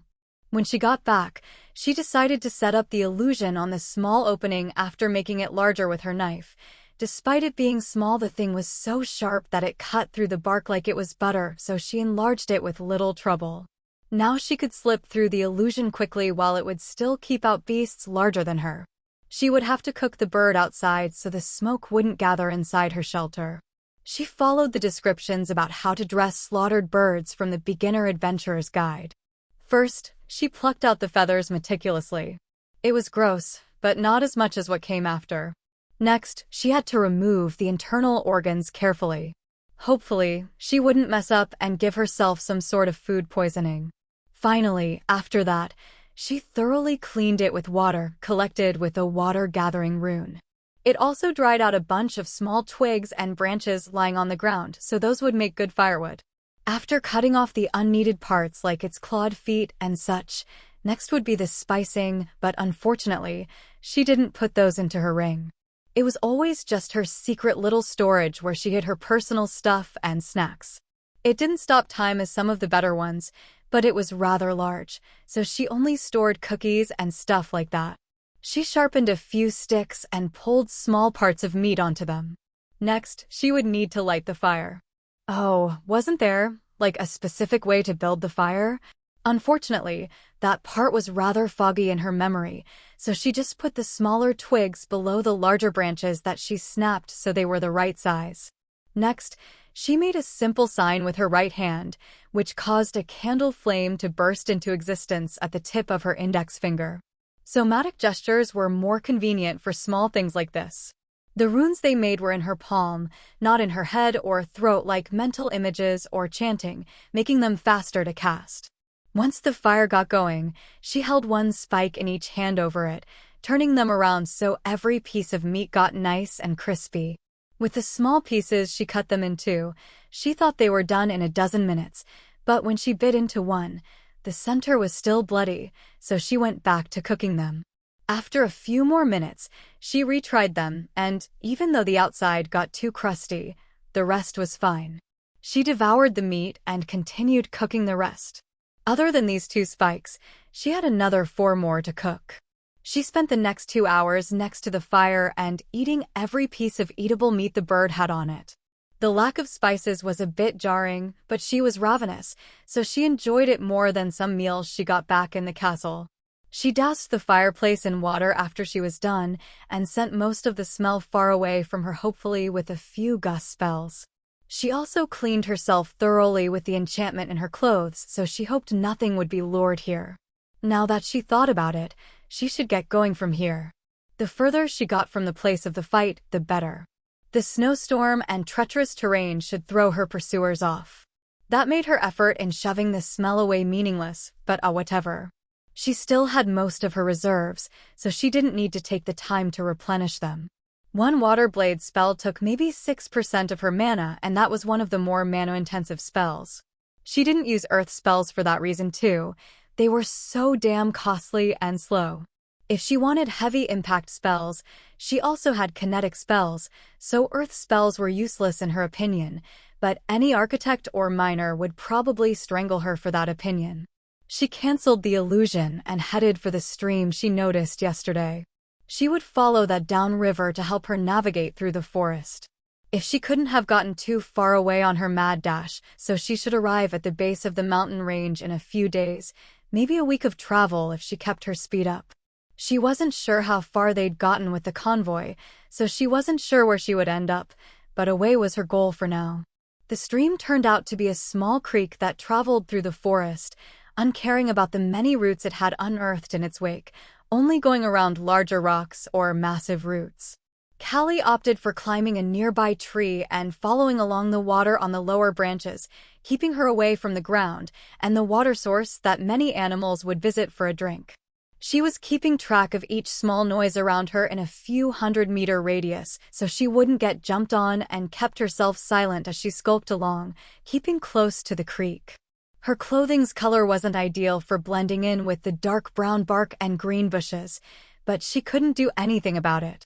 Minor Illusion was a spell with limitations, mainly useful for concealing openings or doors. There was no way to change it once placed. Such things would require complex spell structures that interfaced with the mage's mind directly and took their mental imagery from there. Though since it was a gift from the old man, she wouldn't put it past him to downplay its potency just so he could revel in her surprise when she finds out about its kinks later. The ring still sat on her finger. She liked its aesthetics, and silverite went well with her choice of clothing. It looked like two serpents intertwining with each other, but without the heads or tails. She knew there was another spell imbued into it, but Sadkiel only told her it was called Alter Ego, that she thought it was some sort of illusion that would make her look different, but she couldn't make it to work. Something was missing, and she wasn't sure what, so she couldn't use that despite it probably being able to solve her problem. The curiosity driving her to discover the ring's secrets and annoyance at the eccentric old man who didn't even teach her how to use his gift was giving her conflicted feelings. However, he also knew she would enjoy the puzzle. It was infuriating, both how well he knew her and that he was right. She followed along the gently running water for the next couple of hours. She wasn't as fast as she could have been down on the ground, as the wet branches had her making each jump carefully, and she slipped a few times even like that. Thankfully, she could grab hold of another branch or steady herself before she fell, but she slowed her speed even further afterward. She could probably survive a 10-meter fall. Elves were built like that, but it would hurt, and that's not talking about the near heart attacks she got each time she slipped. Her heartbeat thundered in her throat for a good few minutes afterward. Despite feeling weird about it, she couldn't help but enjoy the adrenaline-induced thrill. If only she could use magic to make it even better. I need to learn how to fly or glide, at least in the future. Just like that, she set her first long-term goal for herself, hopefully, the first among many. As she followed the water, the small creek slowly but steadily widened and connected with a few other streams. By then, it was 2 meters wide, and Callie realized she'd been traveling for well over a day again. She was just so absorbed by getting better at the acrobatics needed to jump and swing from branch to branch while also keeping her attention on her surroundings. The many evergreens around her were from a variety of similar species, she noticed once she paid closer attention to them. Blue and green spruces were the most populous, with pines as a close second, but as she traveled further and further down, the mountain fir started popping up, but those couldn't reach as high as their humongous cousins. Fir trees were verdant green, and their canopies started just half a meter above ground, providing a great hiding place for smaller animals. but they could only thrive now that the larger trees were sparser and didn't obstruct the sun so much. This also had Callie ambling through the meter-high snow more often than not, with there being 50 meters between some of the large trees. At least she could see much further ahead without the many obnoxious trunks in the way of her vision. At one point in her journey, she came across a subspecies of fir tree that had vivid crimson-red leaves and was completely devoid of snow. Her curiosity would not let her just walk past it and not do some research. She recalled a type of magical fir tree, but couldn't remember its properties, so she dedicated a few hours to unraveling the mystery. A bit of a fun interruption along her otherwise monotonous journey, a change of pace would keep things fresh, she thought. She only needed about 10 minutes to figure it out when she threw a snowball at it, and the water turned into vapor as it reached within a meter of the tree. The vapor then seeped into the needle-like leaves, as if it was a ghost possessing it. She guessed it worked somewhat similar to her water-gathering rune. Maybe it was even the thing they based the rune on. An ascendant entity that called itself Solaris gifted a set amount of runes to most sentient races over 1,500 years ago. The first ascendant that the world of Etheria has ever had upon its surface. Many elves were rather dubious about this occurrence, as cores just started popping up randomly a few centuries ago in people, and just when nearly every newborn had cores, this entity just popped up and told them how to use it. It called what the runes were capable of by manipulating mana, magic, and while the runes were put under severe observation and research, they weren't entirely kept under the hold of the ruling class. For whatever reason, Solaris gave a starter pack, as it called it, to the rulers of larger nations under the magical contract that they would teach a large part of it to their subjects. This went differently for each nation. Some fell while others rose higher than ever on the back of magic. It also didn't help with keeping things peaceful that no two starter pack were the same. Each had some runes or techniques that only they had on the entire planet. With time, people who were later called rune forgers managed to first alter some runes and then make ones of their own. It was a time-intensive and secretive craft, so Callie knew no more than that about it, but it sounded like something she should look into in the future. Callie's to-do list. Learn to fly. Learn rune forging. I should probably think about more short-term goals, no? After reviewing her experience with the crimson fir, she started thinking about her next course of action. She could hunt, so food wasn't a problem, and with the stream, neither was water. The shelter was a bit of a hit-and-miss, but she could keep going for another few days at this pace, so she'd leave that to her future self. Neither of the countries bordering the kingdom near her was too good of a destination. The nearest was the northern water province of the Corvus Empire, which was what they called this part of the erstwhile Water Kingdom that was the home of the Autumn Elves after it was conquered. It wasn't too bad of a place to hide, as the bastards oppressed their provinces both technologically and in education. They only had enough military and towns to defend them from wandering monsters, and even those towns were few and far between on the far shore of the continent.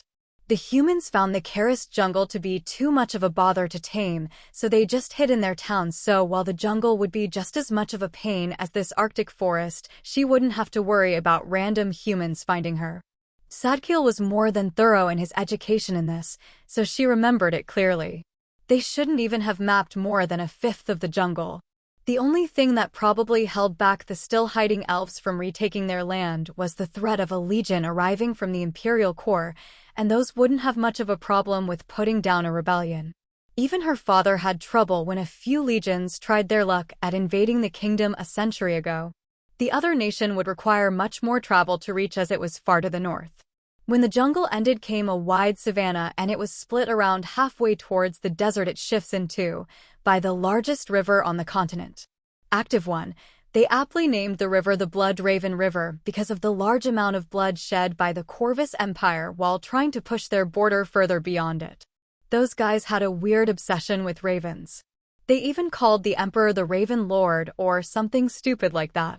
Her father had a tenuous alliance with the Republic about assisting each other against the Empire, so she could either go hide under the nose of the humans or her father's allies.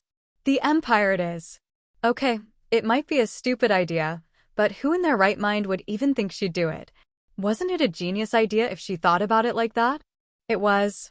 Nodding to herself, She felt satisfaction at outsmarting her enemies.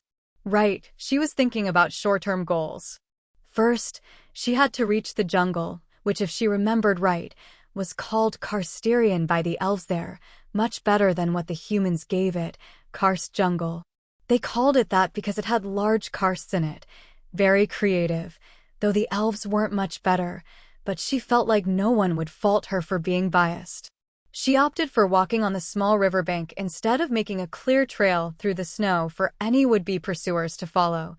This put her in a slightly dangerous position as any animal that frequented the stream for drinking would come across her, but she hoped she'd be able to climb a nearby tree before they got to her. Not that it would help with bears or other animals that could climb trees too. Maybe she'd have to fight them. She was apprehensive about that. The only thing she fought so far was the wall of her bedroom when she used it for spell testing and that dumb bird. Neither fought back too much. Callie ran thought-up scenarios through the back of her mind, trying to come up with good countermeasures for each of the beasts she knew to live in the area. She already avoided a bunch of wild animals and even a few magical beasts. The animals were mostly easy, and her physique let her sneak around them or just hide until they wandered away, while for the magical beasts, she used what she did with the lynx a day ago. She was mostly sure she could fight off a normal animal with little effort, but she didn't have any way of gauging how strong any magical beast was aside from what she knew of from her lessons. Those magical beasts had cores just like sentient beings, and they either evolved to absorb mana passively or from their prey. The second type was the most dangerous, and they attacked settlements as other beasts with cores were much harder to find than a human child, for example, which it could find plenty of in a small town. The annoying old man once even told her that there was a mutation that happened in a rare few that allowed them to consume and absorb the essence of the target directly. She refused to believe him at first, but the old man never lied to her before. He at most withheld important information, like how to use the damned ring he gifted her. How useful it'd be if she could just make herself invisible with it. Illusions were still far from her level of mastery in magic. Even a basic minor illusion was much more complicated than all of her spells combined, as it was designed to blend in with its surroundings perfectly or mimic something. The most she could do was Shadow Cloak, which was a mana-intensive spell that cloaked her in shadows, as the name suggested. It was a light elemental spell that would use mana to absorb light around her, and the upkeep of that was taxing on her. She could cast 2 water blades out of the mana needed to keep the cloak up for 5 minutes. As her mind wandered once again back onto magic, she almost failed to notice the snow crunching softly only 200 meters to her right. A rather wide fur that sat in the snow blocked her vision of its origin. She jumped over the stream and landed softly on the other side of it to put something else between herself and the thing that made that sound. Active 1. The crunching was soft, but it sounded like someone or something crushed a lot of snow. However, it was somehow dampened. Fur. It was fur that dampened the noise, and whatever it was, its furred feet should be large just based on the sounds they made. Callie eyed the tree warily as she crept closer and closer to the nearest tree on the side of the water to hide, but she was still 30 meters away when a large furry head peeked out from behind the tree she was staring at. It was covered in soft snow-white fur, and she wasn't sure she'd have noticed it just by her vision if it was further away and without the verdant evergreen as a contrast. It was a frost wolf, one of the apex predators of the mountains aside from magical beasts, but they sometimes had magic of their own, though it was rare. Its icy blue eyes that glowed a bit indicated this being one of those rare few, and at the same moment, Callie understood why people compared her to these beasts. Its soft and curly snow-white fur was the same shade as her hair, and the eyes now glaring at her from afar resembled the ones that stared back at her from the mirror. Though she hoped her dental hygiene was above the wolf as she glanced down at its large fangs still covered in dried blood as it bared them at her before launching itself into a sprint. Fuck, Callie exclaimed in horror as she realized that the tiny stream with its 3 meters of width would hardly stop the beast that already covered half the distance to her. Her initial stun wore off just then, and she launched herself further backward with a heavy leap. While midair, she made a hand sign that caused a strong kinetic force to slam into the snout of the angry canine, making it stumble for a moment. Now that it was closer, Callie realized it was small for being a frost wolf. Those were supposed to be 2 or so meters at the shoulder on average, but could grow to 4 if they had cores and consequently essence enough for it. Beasts with cores grew larger instead of becoming purely stronger while remaining compact like the elvenoid species. Yes, that was a word, despite how egotistical Callie found it to name any other species that looked similar to the elvenoid.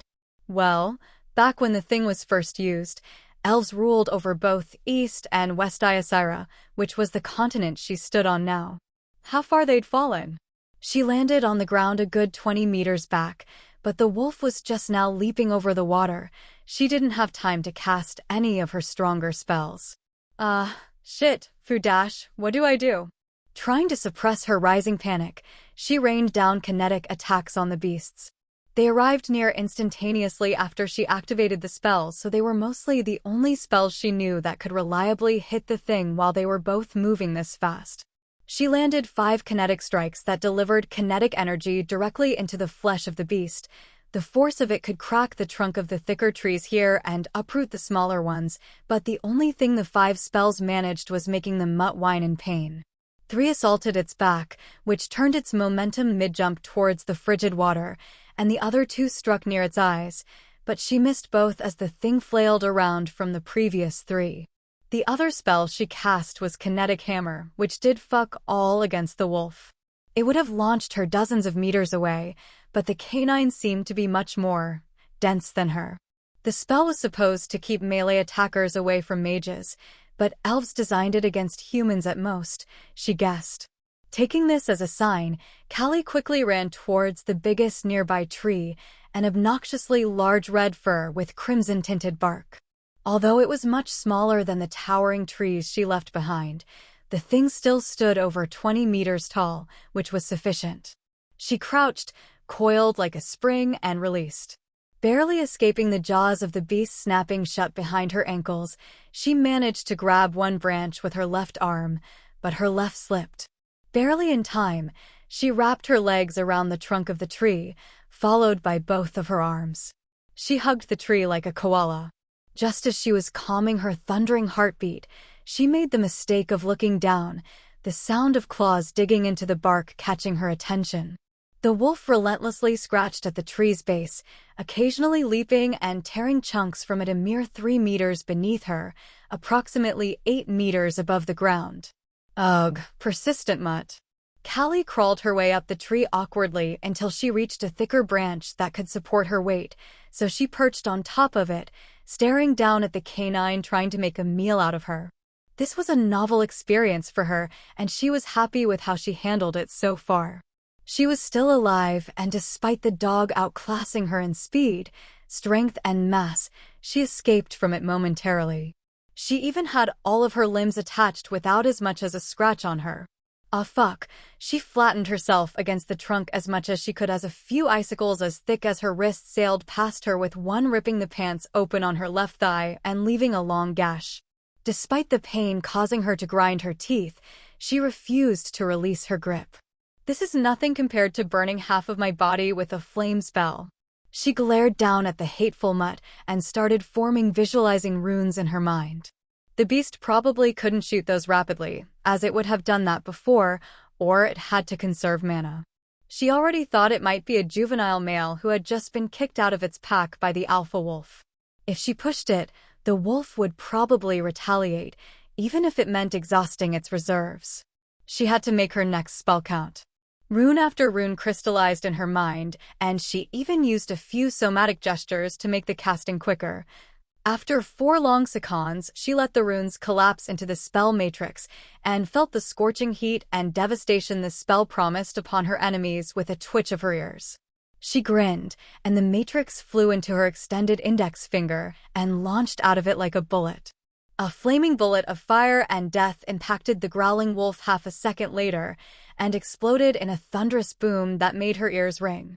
The fires formed a glowing sphere for a fraction of a second, then collapsed upon themselves and were gone as quickly as they came, leaving only ash and the charred corpse of the canine behind. Callie gulped at the sight while removing her hands from around her tender ears, which still rang a bit. It was a good idea not to test that fireball spell in my room.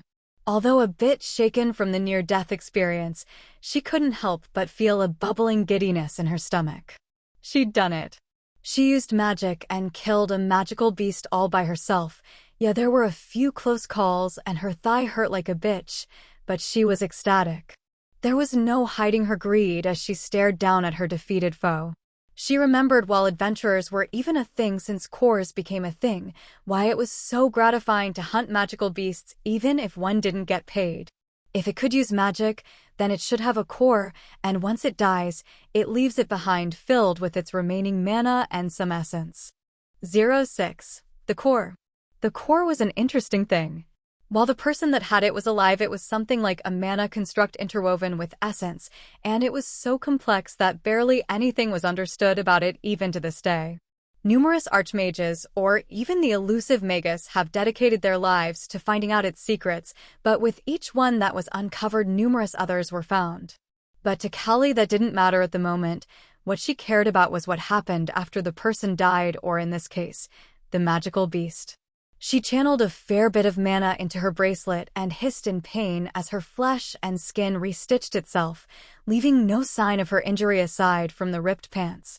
Just as she was starting to feel annoyed at having to feel the chilly air at her thigh from now on, the clothes stitched themselves back together, just like her skin had done, which made her blink down at the white leathery clothing owlishly.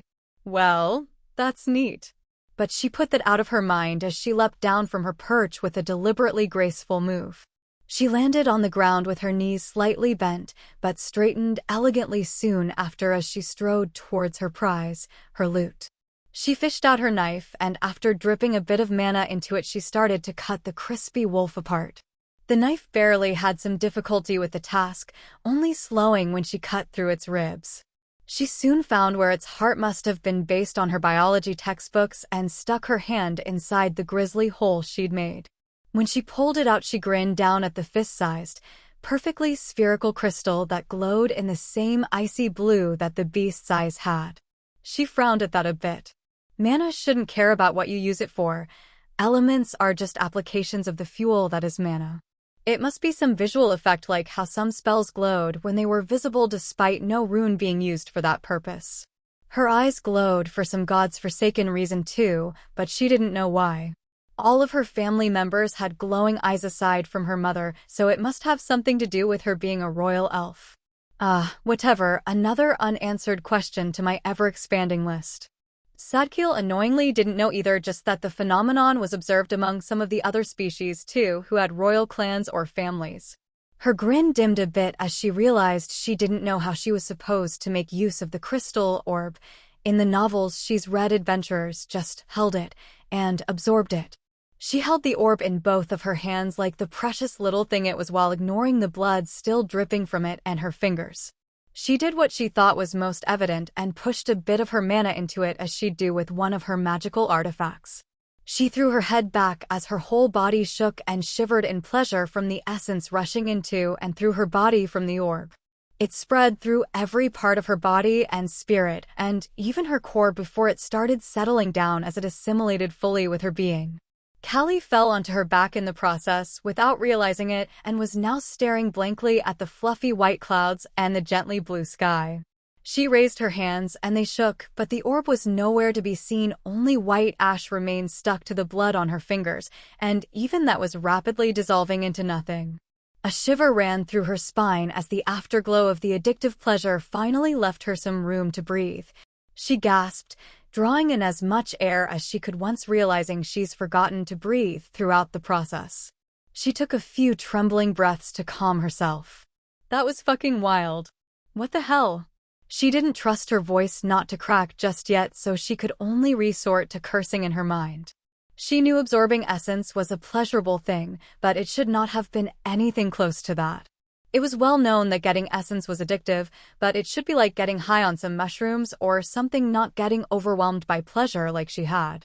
Was this the downside of being an elf? For being so sensitive? No, that shouldn't be. She'd have heard about it if they had a weakness like that. The only other answer she could think of was that the little wolf had an absurd amount of essence stored in its core for some reason. She focused her mana sense on her core, trying to feel how much it has grown from this experience. She could barely feel the mana as it rushed into her alongside the essence before, so she wasn't too sure about it. She was struck by a sudden bout of panic at the thought. Absorbing more mana than your core could store could damage it, even permanently or outright make it explode alongside you like a blood-filled balloon. Her fears couldn't have been further off the mark though. As she took in the feeling of her core, her eyes snapped open in wonder. That was a lot more mana than she had before.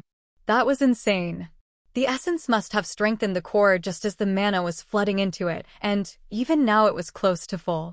She cast a kinetic strike as a test, which took 0.5% of her mana stores before, and was blinking dumbly while the kinetic strikes impacted the snow and upturned the dirt below one after the other. She could feel her mana going down, but only after the 6th one did she lose 1% of her mana. She could control spell matrices as far as a meter away from her body, and she could feel ambient mana for another 4, making that a 5-meter radius in which she could sense mana flowing by her gently like an endless ocean. It was just barely a glimpse into it all, but she was awed. She remembered a single kinetic strike costing 0.5% of her stores, but now she could cast 3 from that same amount. That can't be. That's far too much. She redid the test again with other spells she remembered the cost of, but the answer was always close to the first one. She's increased her mana stores by 3 times in one go. That had to be unnatural. Before this, the few times she went up a level, her stores increased by 10%, and she knew mana increased gradually bit by bit with each level, and such drastic increases weren't normal. She gulped as she felt around her nearly full core and knew that it was close to empty before. That fireball spell was as costly as it was effective, eating around 60% of her stores in one go. Well, now that should be down to 20%, but if my core was any fuller it'd have burst. She grimaced at that. Right, where was I? Right, gaining this much essence in one go is absurd. Then she remembered how her father made her go from a little girl with a barren core to what she was before with a single ritual. She didn't know how it worked, but she was sure it didn't feel like this. Even so, she knew stuff like this was possible. Not like she could deny it, as the experience was quite memorable. Yeah, let's call it that. She knew there were some breakthroughs a person's core can reach from gathering essence, which is more than just a difference in quantity like the one she had. Yeah, she is now several times better in every aspect of her being, but a person that reached the first breakthrough could still beat her up without giving her any chance to retaliate. There are supposed to be 3 all in all. Based on that somewhat dumb level system which gives each person an associated level from 1 to 500 based on how much essence their core has, those breakthroughs are at levels 200, 300, and 400. She should have been around level 100 before, but with this, she was thinking more around the 200 mark. She could be dead wrong, and it could be something like 120. Levels were sorta stupid like that. You had to use a complicated mathematical formula to calculate the essence needed to go from one level to the next. This was a puny amount below level 50, but to go from level 450 to 451 it would need more than going from 300 to 350. It was an exponential curve, and it was rather steep by the end. Which, by the way, was a rather weird thing too. You couldn't go beyond 500 without going through some mythical process called ascension. Callie didn't know if it was even possible. Ascendants were living gods, and each had legends about them. She of course dreamed about becoming one of them while growing up, but slowly her dreams were dampened by the ugly thing that was reality. From becoming an ascendant to an archmage to just a simple mage, and finally just being free from her deplorable fate. All of her dreams were denied by her father, which was why she was wishing to all the higher powers that were for him not to find her. She was happier fighting to the death with a frost wolf while having to eat birds she cooked without any spice than she has ever been. Just the knowledge that she was doing things because she wanted to and decided to do them was giving every simple thing a rose tint. She somewhat missed her siblings, but they'd be fine. She hoped they wouldn't worry so much that they went after her. She could see Lyriel doing something like that. Archwylaner was so absorbed in his duties that it'd probably take a few weeks for him to even learn about the ambush and her consequent missing status. She had no idea what her father would think though. She was sure he'd want her back, but not what for. He could probably twist this to strengthen the alliance even more, and that would leave her free, but he was unpredictable. She couldn't ever manage to predict what he'd do. One day he'd reject her requests about learning magic, then he'd give her the healing bracelet a month later after she got sent to the nurse with obviously magical wounds. He was weird. He didn't even search her room or question her how she got the wounds after she told him she burned herself so her fiancé would reject the marriage. She pulled her mind out of the gutters and propped herself up into a sitting position. Her hands barely shook anymore. That was good. Next came standing, and she had to steady herself on the tree next to her. She was still weak in the knees and her legs were a bit wobbly, but it was lessening with every second going by. It was a unique feeling. She remembered feeling like this just after the ritual. Her body was still tingling in places she didn't want to name and parts that were making her rather uncomfortable. Her feet were numb and it felt like ants were running under her skin. She focused on breathing as she counted the seconds. Breathe in through the nose 1, 2, 3, 4, then hold it 5, 6, 7, and out through the mouth to the 8th. She repeated that a few times, and once she felt more steady on her legs, and even starting to feel her toes, she finally dared to let go of the tree. She stumbled a bit on the first step, but then it was gone, and in its place was a new store of energy that felt infinite. She knew it wasn't, as this was just like with the ritual.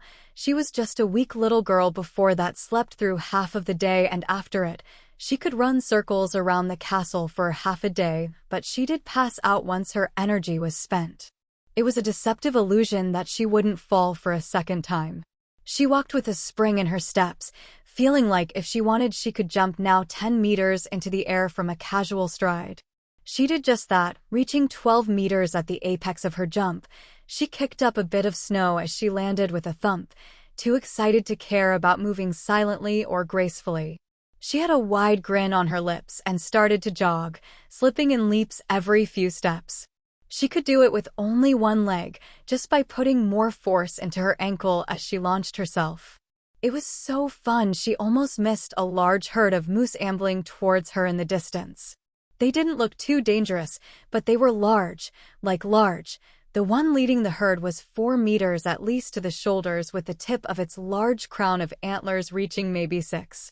Said antlers had electricity snapping between them, while its thick coat of fur was a matte white color, contrasting heavily with its mangy brown-furred brethren. Despite greed reigniting in her stomach with a never-before-felt intensity, Kha'Lythria wasn't a moron, and as a person that wasn't a moron, she could count. With that little talent under her belt, she could tell that there were a lot of mooses, moodash, fuck, anyway. That was far too much of them and far too few of her to not get trampled into the ground. She was rather confident in her abilities after killing the frost wolf, but she had to also remember that she almost died, and against a juvenile that was alone. That big-ass moose was neither a juvenile nor was it alone. Time to leave. Kha'Lythria turned tail and bounded away, continuing along the stream the annoying wolf chased her away from. Her steps were closer to leaps as each brought her 4 or 5 meters far, and now that she was making an effort her footfalls were softer, but still easy to hear to her acute ears. She furrowed her brows and thought, was her hearing better, or was it just harder to dampen her steps by leaping with each step? She focused and flexed her ears. The area in which she could perfectly locate each sound has expanded, now covering nearly 500 meters. If her range got better, it was clear that its sensitivity should have also improved. Still, that just made it obvious that she was far from imperceptible or as stealthy as she thought herself to be. She found herself smiling. She was thinking about what she could improve, but not like before when it was more like daydreaming and fantasizing. Even magic was more like a toy that distracted her from reality than the wonderful tool that it was now that she had to survive alone, or the well of unending secrets and challenges that it also represented. She was thinking about practical things, and she was improving in ways she liked. She liked being stronger, faster, and the many other things Essence gave her just as much as she liked the feeling of power she felt when her fireball obliterated the poor frost wolf. Life was finally worth living. And I won't squander it. She felt like she was almost flying.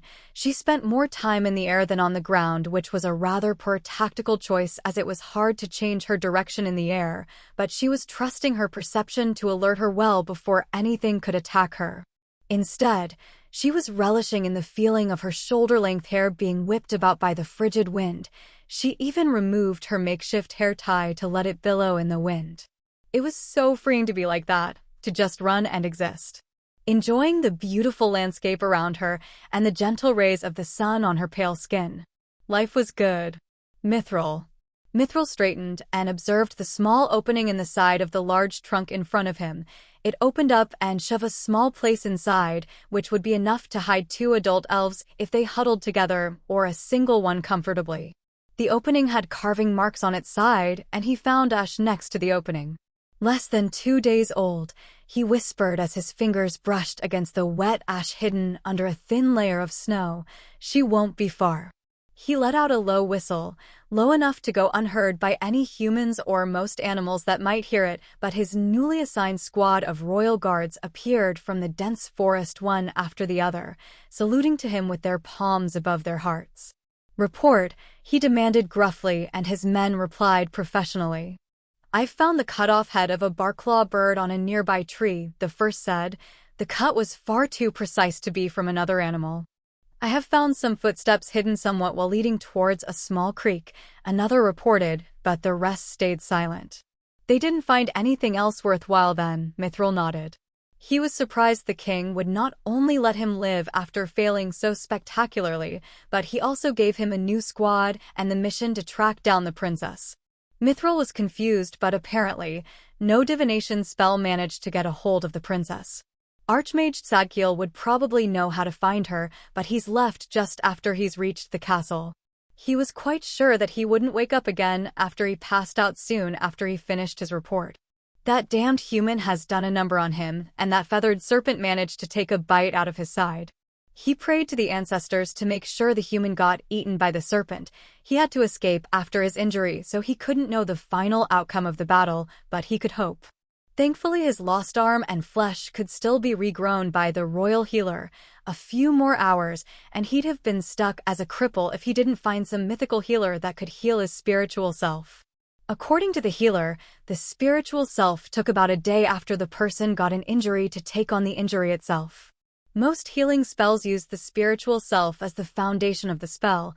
They just had to make the body grow to mimic the spirit, but once the spirit naturally mimicked the body, there were very few things that could help.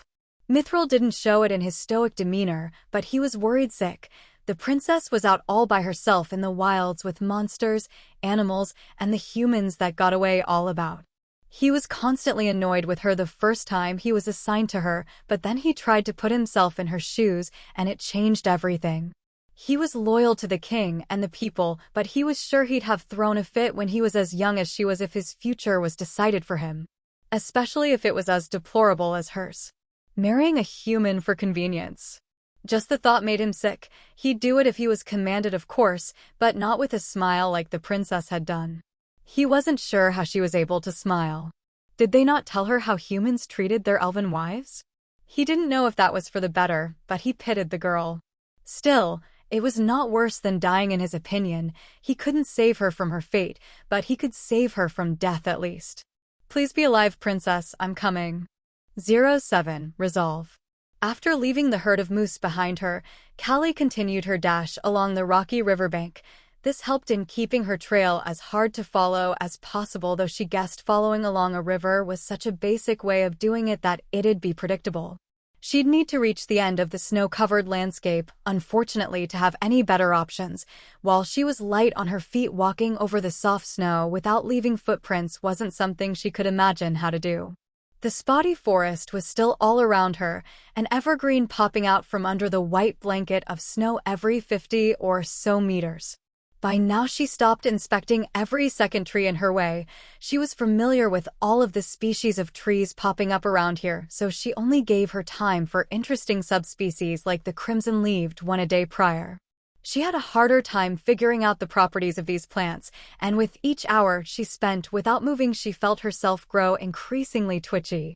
She was taking peeks over her shoulder every few minutes in between the tests she made the poor tree go through. She had to leave the puzzle unsolved as she couldn't keep herself focused for too long. Paranoia was a bitch. She wasn't sure why just now was it that the feeling reared its ugly head, and not in the 2 previous days, but she thought she might have been too tired, hungry, or focused before, or a combination of all of those.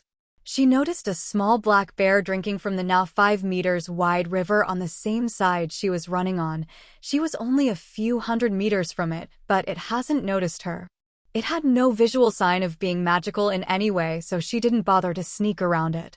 She came closer, and she thought about when did she start considering 2 meters tall bears that probably weighed a ton small. Must have been the damned moose or the feathered serpent. The moose was larger than her carriage by a good margin, and the serpent could have swallowed it whole. Magical gigantism was weird. She was glad elves didn't experience it. The thought reminded her of one of Tzadkiel's lectures about magical mutations in humans. The old elf was somewhat fascinated by that, as only humans could interbreed with nearly all elvenoid species. Elves found it hard to even have children with other races within their species, but even if they managed to get a mixed child, it wouldn't be a real mix. The child would either be the same race as its father or mother, with no chance for a half-autumn, half-winter elf to be born or something like that. That was another thing her teacher couldn't figure out the reason for beyond. Their genome must be more versatile than ours. Humans also tended to have weird mutations in their cores that bordered on malfunction, one of which was when a human also experienced magical gigantism as they gained essence, which was how giants became a thing. It's not too good of a thing though, as the essence is diluted through the larger body. She leapt over the bear, deciding to do a graceful spin in the air mid-jump, which landed her a few meters on the other side of the beast. She gave the animal a bow, fighting down a smirk as the bear finally managed to spin around and growl at her. "You have no taste," she admonished the animal, giving it a push with a kinetic hammer. She nodded to herself, looking towards the bear trying to crawl its way out of the frigid water. That's what should happen when she used that spell. Satisfied with annoying the animal, she turned around and continued her travel before the enraged animal could avenge her prank. Not that she felt like it could do much to her, but staying here for long without reason would grate on her nerves, and leaving the meat and fur left by the bear behind after their clash would be a waste. May you prove to be a fine meal for someone else, bear. She felt around her reserves and noted that she was at around 82% now. The few spells she cast along her travel brought her down to this. The size of her new mana reserve was still astonishing to her, but she was still used to not wasting it needlessly. It'd take some time to get used to not being so frugal with her spells. Not that my regeneration went up, but I still only have that shitty mana gathering rune that barely qualifies as a cultivation technique. No, I don't think it'd qualify as one, it's just a single rune. Callie was a bit annoyed at her lacking knowledge about magic, especially when compared to her extensive information about all the stuff Tzadkiel talked about. He always sneaked in a few lectures that could give her insights into magic, but never straight-up lectures about it. Mentioning the breakthroughs while talking about how a random soldier managed to fight off hundreds of others in a historic battle. He also liked talking about the achievements of archmages and the difference between magical spices while comparing special talents each had to know spells. That was where most of her magical knowledge came from, aside from her secret stash of basic books. She was somewhat embarrassed having them, but they were helpful even now, if only for revision. Who wouldn't be if they treasured books like Guide to Basic Runes for Dummies or How to Craft Spells, Children's Edition? She was sure the annoying old man had books that weren't like that, but she didn't dare ask, lest he takes away even these. She didn't know why her father didn't take them away either. He was supposed to see and know everything that happens in the castle and well beyond. She went on and on without stopping, paranoia plaguing her and constantly urging her onward. She ran as fast as she could while conserving the most energy. From seeking to have fun while leaping along, she now went for practicality. She hoped this wasn't going to be her future from now on. It would be far too miserable. She glanced behind, seeing mountains extending towards the sky. The river was running through a valley and she was still following it. So far it had proven to be a great guide. Neither side of the valley was too steep with the sparse trees dotting each side. She couldn't help but imagine monsters or, worse, humans behind each. It had been 3 days since she absorbed the frost wolf core, and she felt like she could go on for another 7 at least. She would have too if she hadn't spotted something far behind her at the mouth of the valley. Just for a moment it flickered, the sunlight hitting it at just the right angle to reflect it straight towards her. She could recognize the glow of elven mithril everywhere. She couldn't make out the figure, but it was floating there, overlooking the whole valley. It was a beautiful shade of silver, mixed with just a hint of each color of the rainbow. A more poetic person would say that one could barely catch a glimpse of the iridescence hiding beneath its silver exterior. Callie didn't care though. Shit, I need to hide. She was lucky she was barely peeking out from behind a tree to glance back. Maybe her by now toxic levels of paranoia helped her for once. The backdrop of snow would hide her white-maned head, or so she hoped. She quickly ducked behind the tree. She'd made sure to only step on the top of protruding rocks on her way here from the riverbank, so it should do for a hiding spot. She crawled under its low-hanging branches that touched the ground in places. The tree didn't have any snow under its low canopy, so she didn't have to worry about that. Her heartbeat quickened. She felt it in her ears as the blood poured through her in waves. She felt it in her neck as her artery pulsed on the side of it. An uncomfortable feeling settled into the pit of her stomach as she huddled close to the trunk of the tree. This wasn't one of those giants. It was just a normal pine with deep green leaves reminiscent of needles, but its branches were so dense that she could barely peek through a few gaps in them. That would be more than enough for her pursuers, though. They wouldn't even need to see her to find her. She flooded the illusion ring with her mana. Half of her remaining reserves went into it, but they still seemed paltry in comparison to what was already in the ring. She's forgotten that, didn't she? No, I should leave that alone. Sadkiel wouldn't have sent it here if it didn't have a purpose. My mana will have to be enough. Hide me, please. She thought in desperation, hoping for the artifact to fulfill her wishes despite knowing it couldn't read her thoughts.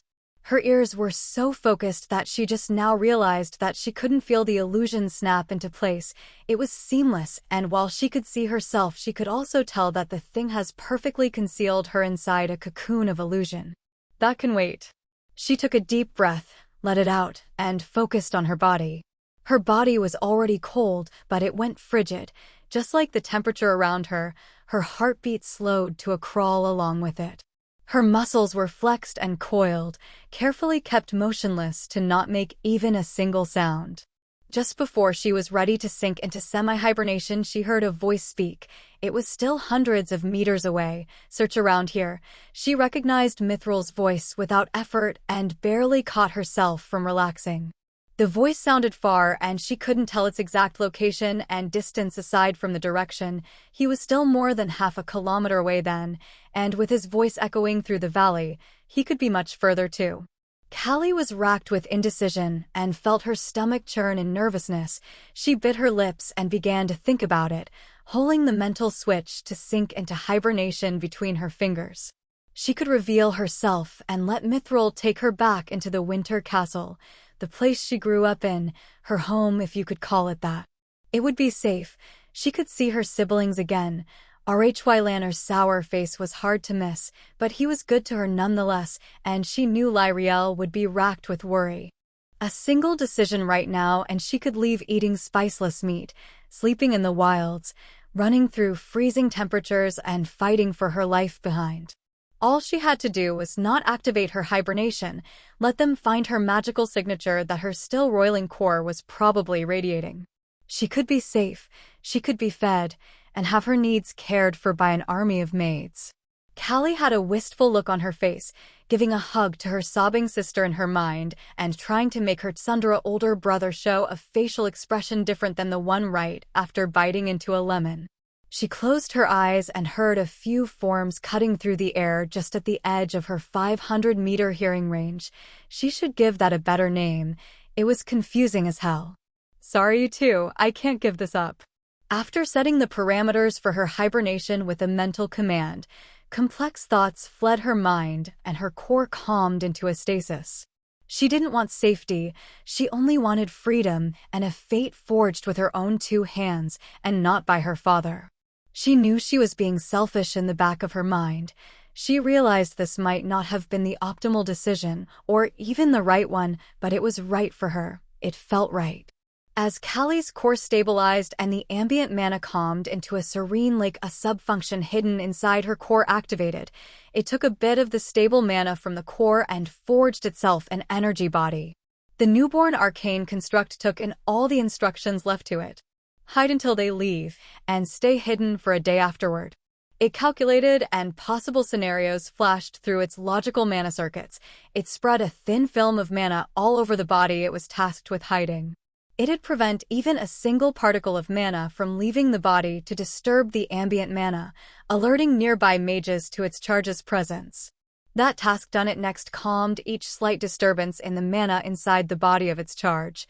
Some very powerful mages could invade the bodies of other people with their magical senses, while not being able to sense a place with their senses would also alert nearby mages.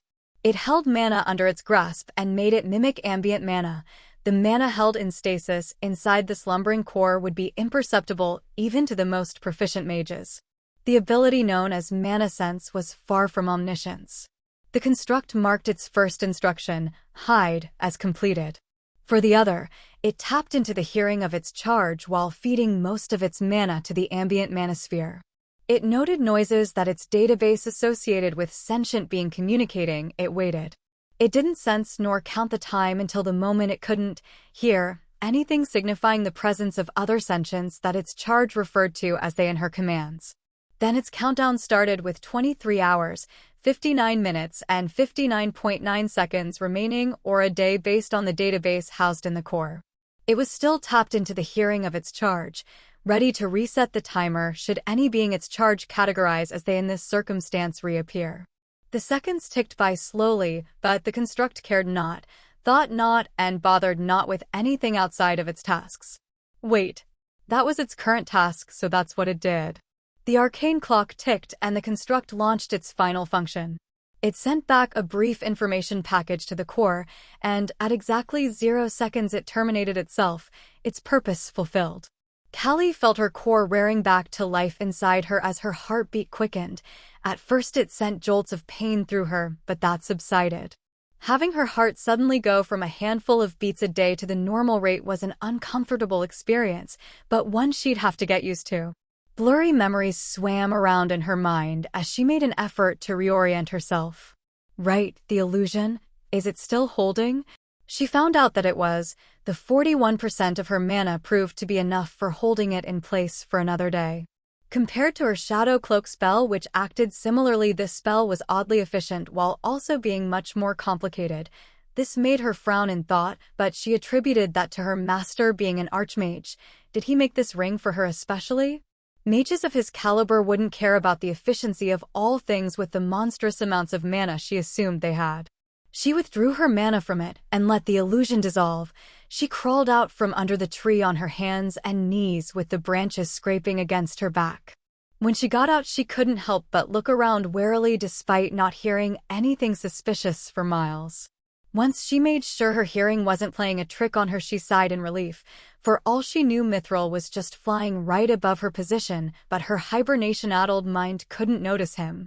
She glanced up just to make sure that he hasn't appeared there magically since the first time she checked. Ugh, that was nerve-wracking. I need a drink. Fuck, all I have is water. Some of her paranoia remained in the back of her mind, and she could tell she would be looking above her shoulder for a while, yet she wasn't as twitchy as before. She could hide from Mithril, an honest-to-God's royal guard captain. Her natural abilities did most of the work for her, but that wasn't the point. That was still her at the end of the day, wasn't it? She smiled and stretched like a cat, her spine extended and popped along, and she let out a soft moan. She twisted her torso around a good 180 degrees and felt her vertebrae slacken and flex in her back. Elves were damned flexible, especially female ones. Her sister could fold herself into a small ball where Kha'Ly could hardly tell where her limbs began and where the rest of her started. She went through relaxing each of her joints one after the other with well-practiced exercises. This was one of the few physical activities she always enjoyed. After a night spent poring over books, nothing felt better than a long session of stretching. It relaxed her mind just as much as it did her body and muscles. It's called yoga or something like that, isn't it? She tried remembering but wasn't sure. It was mostly just her sister teaching her how to stretch and relax her body. Her mood grew a bit somber at the thought of her sister, but she shook her head. "Hope you'll forgive me, Lyriel," she whispered into the wind, staring over the cold landscape stretching out in all directions. I just can't do it." She grew a bit teary, feeling like she was giving up in a way. "I can't bear the thought of being an object. An afterthought to my husband. I can't live like that." Even if Lyriel bent over backward to please their father, she was still the one Callie felt the closest to.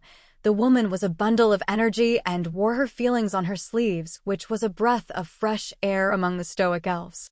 She made sure that Callie felt loved and cared for, even if she always obeyed their father to the letter. Her mood was dour, but it had an undercurrent of hope. This was the life she chose, so she'd make the most of it or die trying. 08. Bunny. Callie tried recalling her muddled memories from her time spent in semi-hibernation. She had to figure out which direction Mithril and his bunch left. She closed her eyes and focused, her eyebrows scrunching up in the process. She recalled brief images, glints through the leaves, and noises which she knew were voices, but they felt like any other vibration aside from that. She bit her lips hard as she guided her focus towards finding out which direction she heard these voices from. They were all around her hiding spot. They went around for a few hours, and one of them even walked by less than 20 meters from her. Later, she mentally searched for the latest she heard voices, finding them a little over a day ago. As she opened her eyes, she frowned in the direction where the elves had departed and saw the turbulent river cascading down through the valley and disappearing behind some trees in a bend a kilometer away. She glanced over her shoulder, considering turning back. She'd stay next to the river, which helped in hiding her footprints, but backtracking would get her nowhere. Going forwards was a no-go, and following Mithril was stupid. She already had absurd senses, so an elf further enhanced by essence would be monstrous. She didn't want to tempt her fate. She already felt super lucky with managing to hide from him once. She swished her head around and looked left, seeing a tall mountainside extending upwards, reaching for the clouds, but not quite managing to do it. It had trees spotting its side, covering most of it with only the tip being barren. She looked right and saw a smaller peak which had some trees on it, but they were nowhere as dense as the other one. She nodded after thinking for a bit and headed for the larger peak on the left. The other one would be easier to scale, but the denser arrangement of trees would make for better cover. Her twitchiness lessened a bit, but she'd still rather choose the safer option over the easier one. She walked with steady steps, frowning a bit as she felt the snow being flattened beneath her boot and leaving easy-to-follow footprints behind her. She considered jumping from tree to tree, but that was even worse. She'd knock the snow down, or even break some branches, which would be even easier to notice mid-fight than some footprints. For the first hour, she grimaced a bit with each crunch, but afterward, she managed to distract herself from it. She hummed a song quietly, hearing not a single dangerous animal for kilometers around her. She has been told that while she has a great voice for singing, her talents for it are lacking, not that she sang to entertain anyone besides herself. I should figure out a name for that perfect hearing thing now, shouldn't I? It's getting annoying.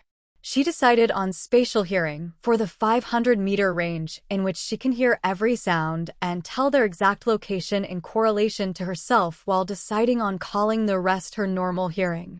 Beyond the 500-meter mark, she could still hear sounds, but could only tell the direction from which they came, like a human. Though a human couldn't hear people talk from 3 kilometers away.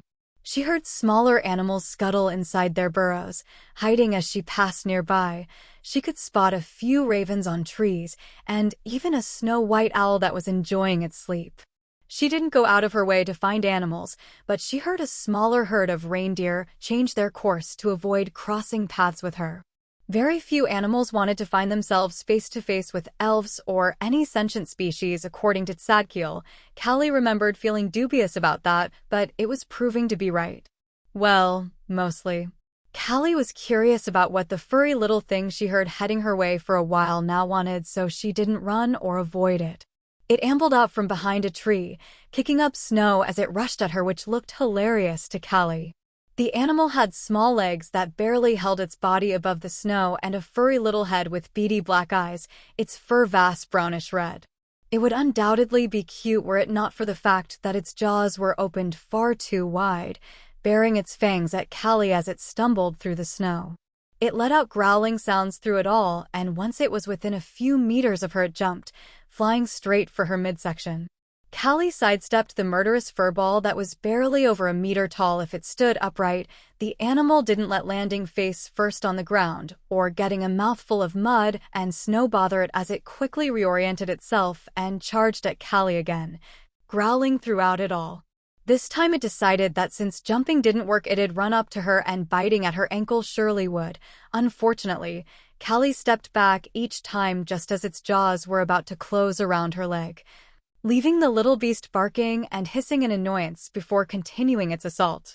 It was relentless, not letting itself be discouraged even though she was clearly out of its league. Callie thought it might be, because since its skull was so thick it might not have the largest brain. She didn't know what to do with the furball. She didn't need meat, and even if she did, predators often had very unsavory meat, and this animal, despite failing to make her its prey, was unquestionably a predator. She didn't want to kill it just because it was bothering her. The thing was barely annoying. She even enjoyed playing with it as it interrupted her monotonous march up the mountainside. She decided to head for the peak a while back to survey her surroundings. From the valley, she couldn't see much, but this peak should give her a better vantage point. Without the river to guide her down the mountain, she'd have to find her own way down to the jungle. The animal barked again in apparent frustration at her still having the gall to be alive despite its continued efforts, not that it was discouraged even half an hour later. It jumped, bit wherever it could, clawed, but it didn't have much else in its repertoire. "I'm sorry, friend, but you are making quite a ruckus, so I'll ask you to leave now." Callie petted its furry head, making it snap at her hand, but she already withdrew it by that time. "Bye." Callie whistled as the kinetic hammer sent the little thing spinning through the air. She made sure it would land on a soft tree 100 or so meters away.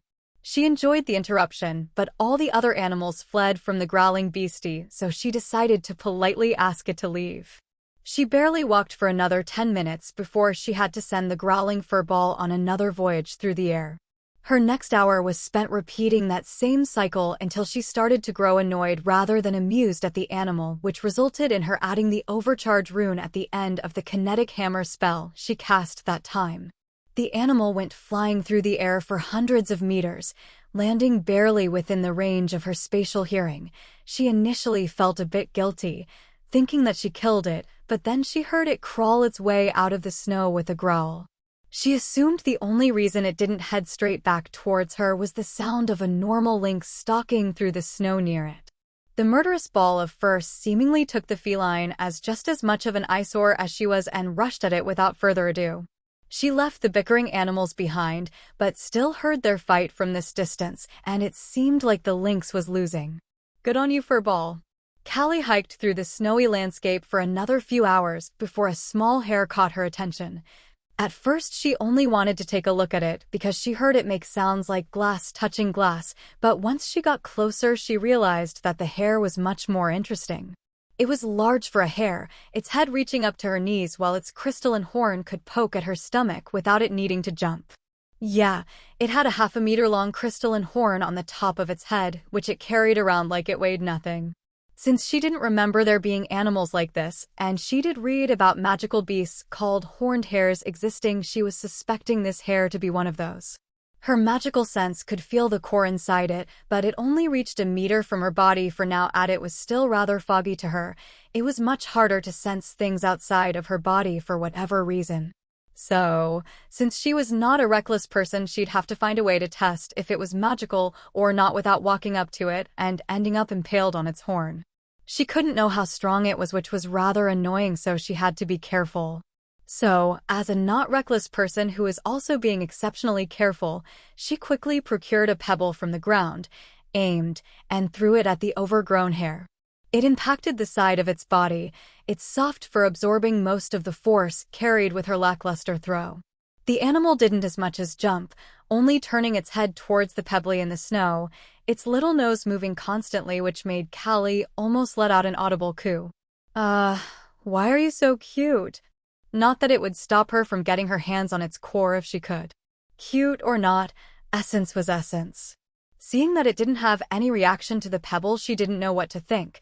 Did it not realize it was an attack, or did it just straight up disregard it because it was weak? Maybe it was such a strong beast that it didn't even understand the concept of being in danger. If that was the case, maybe she was the one in danger. She was crouching behind a thorny bush at the moment, peeking through its branches to look at the animal. It would be rather underwhelming if not for its crystalline horn. It was just a large muddy brown hair without that. She decided to see if it'd react to her attacking it with a spell, but she didn't want it to know where she was if it shrugged it off. She was confident in her sprinting speed now, and she was a good 100 meters from the hare, so it'd have to be leagues above her in essence levels for its mana sense to reach her. She started grinning once she remembered one of the modifications she found one night.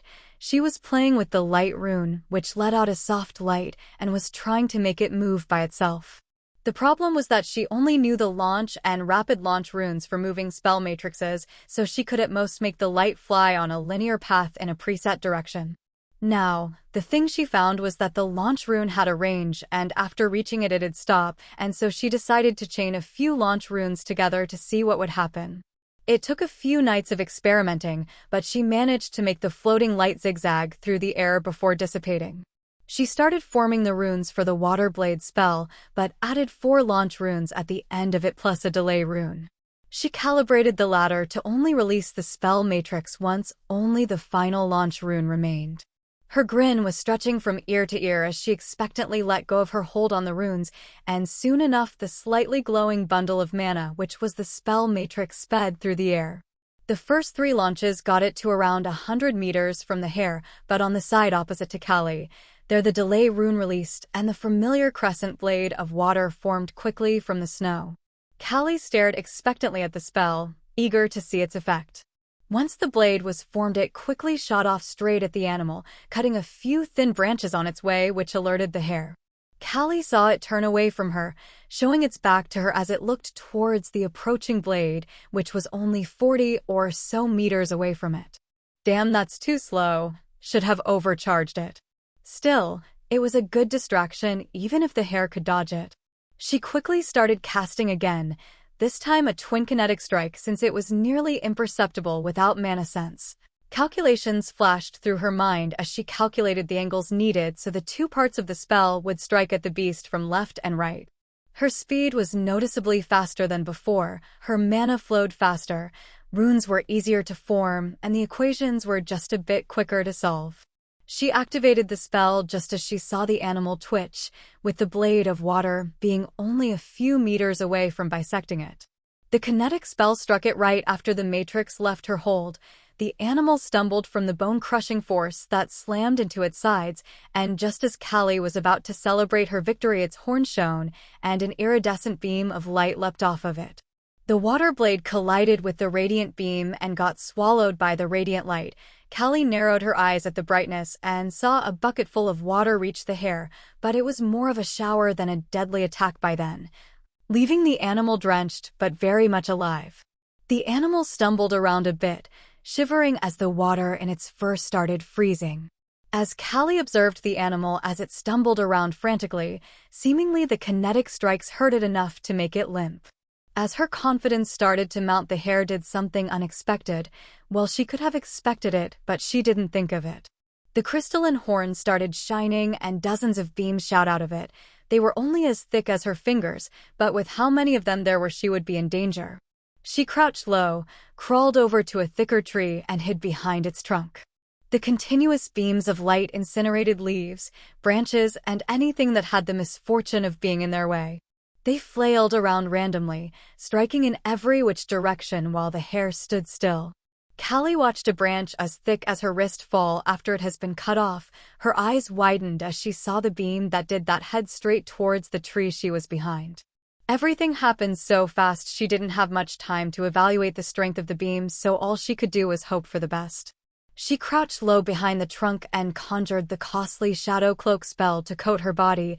She didn't think it'd stop the beam by much if it could cut through her water blade and the tree trunk, but it was better than just praying for the best. The beam reached the tree, incinerating its leaves and branches with a scorching hiss, and a moment later Callie heard the trunk give off the same haunting sound. She screwed her eyes shut and hugged herself tightly. The agonizingly long fraction of a second the beam spent pointed at the tree passed, and Callie cracked open one of her eyes. "Oh, I don't hurt. Arms? Okay. Legs? Okay. Head? My hair is burning. Oh, F." She grabbed a handful of snow and coated her smoldering locks in it, snuffing out the fire. That's when she heard a crack above her, and only because of her improved acuity did she understand that a rather sizable branch was just about to fall on her head in time to leap into a roll across the snow. The branch fell and struck the ground with a thrum, but it was lost in the hundreds of other branches falling and thinner trees also following along. Callie was breathing quickly, the adrenaline making her a bit jumpy as her gaze snapped in every which direction before she decided to go a bit further away from the hair. She grabbed the spell matrix of the shadow cloak and forced it to disperse, as she thought the hair would have to run out of mana at some point. Offensive light spells were horrendously expensive, as far as she knew, not to say complicated. They were usually not included in the repertoire of apprentice elementalists like herself. She stuck close to the ground, hoping that her snow-white clothes and hair would do what they were supposed to do for once and conceal her contour in the snow. She suddenly flattened herself to the ground, letting a beam pass just centimeters above her head. Fuck, that was close. She quickened her steps and threw herself behind a protruding rock, and not 2 seconds later 3 beams converged on it, making the snow vaporize, but the stone didn't give way. Callie let out a sigh of relief. It saw me. What do I do? The 3 beams turned into 5, then 10, and slowly the dozens of beams started to converge on her hiding position. She was a good 150 meters away from the stationary hair, but she could tell that it was facing straight towards her with her spatial hearing. It didn't move an inch though, but the stone hiding her was starting to give off disturbing, hissing sounds, and Callie started to feel her surroundings start to heat up. It wasn't fast and far from unbearable. The temperature had to crawl up from -20°C, so it'd take some time. Breath in. 1, 2, 3, 4. Hold it in. 5, 6, 7. Let it out. 8. She calmed herself while muttering the instructions for the breathing exercise in her mind. Her heartbeat was still soaring through the air, but at least her breathing was calm and she could think more clearly. She'd have to get used to the stress of fighting if she wanted to survive out here. Panicking is unacceptable. Just wait, you little shit. Let's see who can fry the other first. 09. A mighty foe. Callie felt her anger boiling inside of her. A hair, even if magical, it was still just a hair, and it was making her crawl on the ground like an insect. Who does it think it is? She fueled her anger into a fireball which greedily ate 20% of her mana and shot off in the same zigzag pattern she used with the water blade. She had to add another launch at the end too, as she was so far away, but those runes barely cost anything, so it was fine. She heard a few of the beams split off from the rest, trying to melt through the rock providing her shelter. They each closed in on the fireball mid-flight, and much to her astonishment, when the two collided at around 40 meters from the hair, the spell exploded prematurely. The spell thunderously exploded and carbonized a tree and scorched the ground beneath it, but the hair would at most have a bleeding ear from the loud sound. Callie bit her lips in frustration. She was down to 65%, and her most powerful spell achieved nothing. She somewhat hoped that her foe would end like its predecessor, the Frost Wolf, and get one-shot by the spell, but reality didn't want to play along today. Whatever, it's not like you, and just because of this. Just to test it, she covered the rock with a shadow cloak to see what would happen, and it was both better and worse than what she expected. The rock turned from its rough gray color to an utter black, absorbing all light touching it, but not 10 seconds later, she already felt the spell matrix still held in her palm strain. It held for another 5 seconds before it dissipated, and the rock returned to its original color. The scorching hiss she associated with the beams melting through it resumed right after. This means I can shield myself, but not for long. Kinetic spells are the only ones it can't see, but I don't think those will be enough to kill it. I'll need to get closer to make sure my spell hits before it can intercept it with a beam. She peeked up from behind the rock before retreating quickly from a diverging beam. Combined with the glances she got and her spatial hearing, she started noting every rock, mound, and tree that could serve as a cover while she closed in on the hare. It was dangerous, though. She sat on the ground with her back against the rock. In front of her lay an easy route of escape. All she had to do was give up on killing the hare, on getting its core, and give up on fighting and getting stronger. Her gaze hardened at the thought. No. She didn't give up her peaceful life to hide under a tree, shivering in fright at the thought of a random rabbit turning up and killing her with a thought. She gave safety up once. Running away now would be spitting in the face of her resolve. I will kill it. She could cast Shadow Cloak quickly and effortlessly because it wasn't complicated, just mana intensive. The only thing that it strained was her core, but that was all right. She didn't need to hold it in place for long, just until she got from one cover to the next. Maybe she assumed wrong and countering offensive light spells was the purpose of the Shadow Cloak and not helping her sneak around at night. Thoughts for later. She couldn't hold two spell matrices under her hold, so she wouldn't be able to cast anything else while she held onto the cloak. It was a spell rather different from her other ones, as it had a mana-gathering rune in it which would siphon any mana she let out of her core while she held the matrix. It was a slight strain on her mind to keep it up, but it was inconsequential. She could visualize runes only using her mind, which was much harder than mentally holding a bundle of active mana.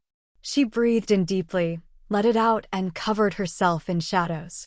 She dashed out from behind the rock and heard the beams starting to follow after her.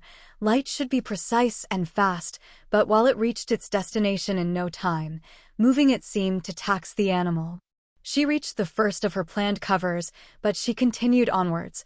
Only a single beam managed to touch her cloak, and the matrix was still stable. No need to stop and recast the spell in that case. Her hair whipped around in the wind as she rushed for the next cover. It was only 20 meters away from her when 3 beams caught up with her one after the other and started burning through her cloak. She felt the matrix strain, but it could hold on for 15 seconds under the combined assault of dozens of the same beams. It'll hold. She had to zigzag through the maze of thinner trees that wouldn't give much resistance to the beams. They held them off only for brief moments before they crashed over, kicking up a cloud of snow which quickly evaporated around the superheater beam. She jumped over a larger, thorny bush, lamenting the fate of the tasty-looking berries hiding behind its leaves. She landed with a graceful roll, jumping back into a spring once enough of her momentum died off. She just managed to slip behind the thick trunk of a dead tree as the berry bush went up in flames. It looked like lightning struck it maybe a week ago, as it still had some greenish leaves among the bundles of dead, yellowish ones. This one looks very flammable. I need to hurry. She dissipated her previous cloak and recasted the spell. She felt the new cloak coat her body with a thin film of mana, even covering her eyes and leaving her blind to the world around her, but Callie was an elf. Her spatial hearing guided her better than a bat's echolocation could ever guide it. This spell was either made for higher-level mages who had much larger range on their mana sense, or purely for species like elves who weren't overly reliant on their eyesight. Callie didn't waste any time and sprung back into action, feeling a few of the beams that were burning through the dead tree prick at her cloak before she left them behind her. She strained her legs and focused to dash as fast as she could on the slippery ground. She jumped, rolled, and slid between covers, closing in on her prey. 130 meters from the hare went down to 90, then 50.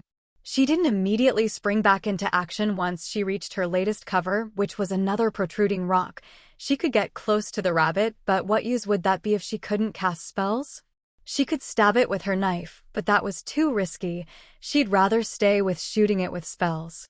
For now, she was curious what'd happen if she managed to move the stationary hare around a bit, so with a smirk she launched a kinetic hammer spell at the animal.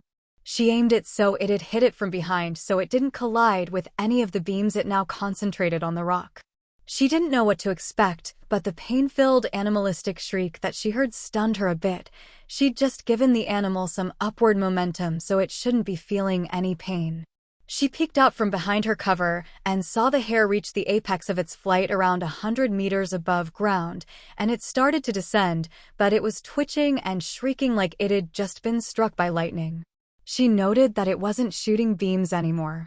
She narrowed her eyes to focus on the fast animal-turned projectile, and her eyes widened soon after. Backlash. She realized what it was from the clues in a moment based on the many much too descriptive tales of her teacher. She thought he was enjoying watching her squirm in discomfort as he went on and on about what kind of effects backlashes could have based on many different circumstances. The horned monster was now quickly approaching the ground, but it wasn't shrieking anymore and was visibly trying to make its landing smoother as it descended. We can't have that. Another kinetic hammer was formed, activated, and sent at the animal, making its attempts at landing gracefully futile as its velocity multiplied. She didn't see the end effect, but the landing was more of a thump than the splat she expected. It's a magical beast. It ought to be tougher than a normal hare. She stalked through the snow, making sure to have something in between herself and where her spatial hearing was picking up the movements from the hare. It seemed like it survived its crash landing, though its footsteps were uneven while its breathing was heavy and pained. She sent a bit of her mana sense into her core and noted that it was a bit more than halfway full. Seeing as she still had that much, she decided to see how the hare was doing with a twin kinetic strike. She twitched her ears and felt more than heard through her spatial hearing as the animal twitched its body at the last moments to dampen the impact of the spells. That was around 0.5% worth of mana, and it did much better than any of my stronger spells. Oh well, you can have some more then. Since it was working and the spell was so cheap, she sent them one after the other, always making it so the two strikes would assault the beast from different directions just to make dodging that much harder. All the while she was sneaking closer to it as the animal was becoming more and more frantic. She soon reached the closest hiding place to the animal she could get to without alerting it. She laid down on her stomach and peeked out from under the low-hanging branches of a spruce touching the ground. The top half has been cut off, but the bottom was proving to be a great hiding place. Now that her assault halted for a bit, the animal was looking around, its nose twitching and its ears raised in an alert, but it failed to find her. Callie didn't know why a herbivore like a hare wouldn't just escape from dangerous combat like this, but having a core must have changed its behavior in some way. At the end of the day, it was still just an animal, a strong one that could shoot beams of light that could kill her, but still just a beast. She started thinking about her options. First was waiting, which she already decided she wouldn't do. It seemed like a cheap tactic that wouldn't help her much in the long run aside from the essence. The experience of fighting to the death was an important thing in all of her adventure novels. Plus, that tactic also risked the hare running away as it realized it was going to die. A beast had to have some sort of survival instinct. She'd have to kill it. The question was just how she was going to do it. Attrition with kinetic strikes was one, and she was willing to resort to that, but she wanted to try a cleaner method first. She'd still have enough mana remaining afterward. With that decision, her gaze hardened as she stared at the hare. She stuck one of her palms out from under the tree and held it close to the ground. Soon she formed a modified water blade spell and let it collapse into the spell matrix, which she let go of. Unlike before, after the spell formed the familiar crescent shape out of the mana-enhanced water, it just floated in the air, but Callie started a countdown in her head. The delay rune she incorporated before the overcharged launch one would let it go exactly 10 seconds later, with how much mana she filled it with. At 5, she started forming another spell, a kinetic hammer this time, and released it right as she counted 2 in her head. The spell struck the animal and gave it enough velocity to send it flying for 100 meters, but the direction of that momentum was the ground this time. The hare was forced onto the ground by the force of her spell. It must have felt like it had just landed from jumping out of a tower, but then she counted 0 in her head, and the water blade shot off from next to her hiding spot and slashed into the prone beast. Callie grimaced at the pitiful whimper the hare let out, but the sound of flesh and bones being rent apart by her spell took its place, and she could no longer hear any noise from the hare after that. She crawled out from her hiding place and carefully made her way over to the fallen beast. All of her senses told her that the animal was motionless, but it didn't hurt to be careful. Just a minute ago, it was busy melting through a rock after all. She soon saw the remains of the animal, which was bisected rather cleanly by her spell, which continued to cut into the frozen ground for a few centimeters before it turned back into normal water. As she stared down at the second magical beast, she managed to best she thought back on the fight. "Revision is the greatest teacher after me," Sadkiel used to say, and Callie took his words to heart. She liked to revise her knowledge and test herself so all the things she learned wouldn't fade from her mind so quickly. A fight was no different. Revision was even more important. She went through what she could have done differently, or what she could have used to her advantage. She didn't have to think much as her fight was less than efficient or pragmatic, but she wasn't willing to choose attrition if she could end the fight quickly and, more importantly, with cooler spells. Yeah, kinetic spells are cool and all, but until I can see their effect, Water Blade and Fireball remain superior in my mind. The one part she was confused about was the backlash. She didn't understand why exactly the animal had a backlash from her throwing it. From what she learned, it could only occur when the mage is activating the spell, if the runes were formed wrong, or if their order was wrong, or if the mana was too much. Too little, or one of the hundreds of other mistakes one could make when casting the spell won't result in an easy-to-control spell matrix, but in a chaotic bundle of mana that wreaks havoc inside the body of the mage. Because of that, the more mana a spell uses and the more complex it is, the more dangerous casting it gets for a mage. Many use chanting because of this. You can tell much more easily if you misspoke a word than whether a single rune out of 1,000 is off by a few degrees, or something small and seemingly inconsequential like that. Her spells were all rather low in both mana cost and complexity, with 2 as the outliers, but the rest were spells any aspiring apprentice-level elementalist should know, according to How to Become a Mage for Morons, a book she also got from Sadkiel. She knew that her Shadow Cloak spell wasn't apprentice level, but that was just recorded in handwritten notes at the back of it, along with the improved Fireball spell she still used, but the rest of her spells, along with most of her knowledge, rudimentary, meant to be given only to those starting out as mages. Time to get my prize. She crouched down in the middle of the gore, her face twitching in disgust, so she focused her attention on her mana sense. It only reached 1 meter away from her skin, but it'd help her find the core without searching through entrails, even if it had not much use outside of that. She closed her eyes and sank into her senses. She tried to cut off her regular senses to let her focus on her underdeveloped mana sense, but it was proving to be harder than she thought. The soft feelings and sensations she got through this sense were hardly comparable to the strong and precise information she got from her hearing, for example. She's had mana sense before, but it barely reached a centimeter away from her skin. She tried to recall how she used that, but she never had much use of that either. She just used it to check how much mana was in her core and how to control how much mana she was channeling into runes. Although it was annoying, the challenge was something she welcomed. If she couldn't numb her senses, she'd have to do it some other way. She pulled on a bit of her mana and started guiding it through her body. The bundle of energy swam around according to her will, unobstructed, flowing into her arms, then her chest, and then down into her stomach and expanding into her legs.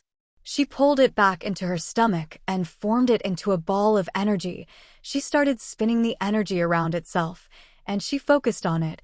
Only this ball of mana was important at that moment. Her eyes closed and her breathing stopped. Her hearing remained, but she pushed it into the back of her mind as she focused solely on the feeling of the mana swirling under her control. Slowly, she extracted a small stream of mana from it and guided it toward her skin. Her hold on it strained a bit as she approached the former border of her control, but she stubbornly forced ahead. The small stream of mana held her entire focus as it passed through her skin and started to rapidly dissipate while she desperately tried to keep a hold of it. It felt like she was trying to hold onto a bucket full of water with only one of her hands. The small stream of mana fractured and slipped through her control, rejoining the ambient mana outside of her body. Why is it so much easier to hold onto spell matrices?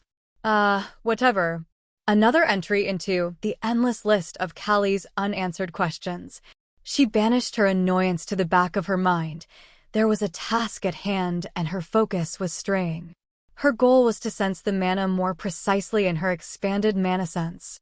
a mana sense, which she barely managed to maintain before. She focused, pulling herself into the depths of her mind and willing her mana sense to expand.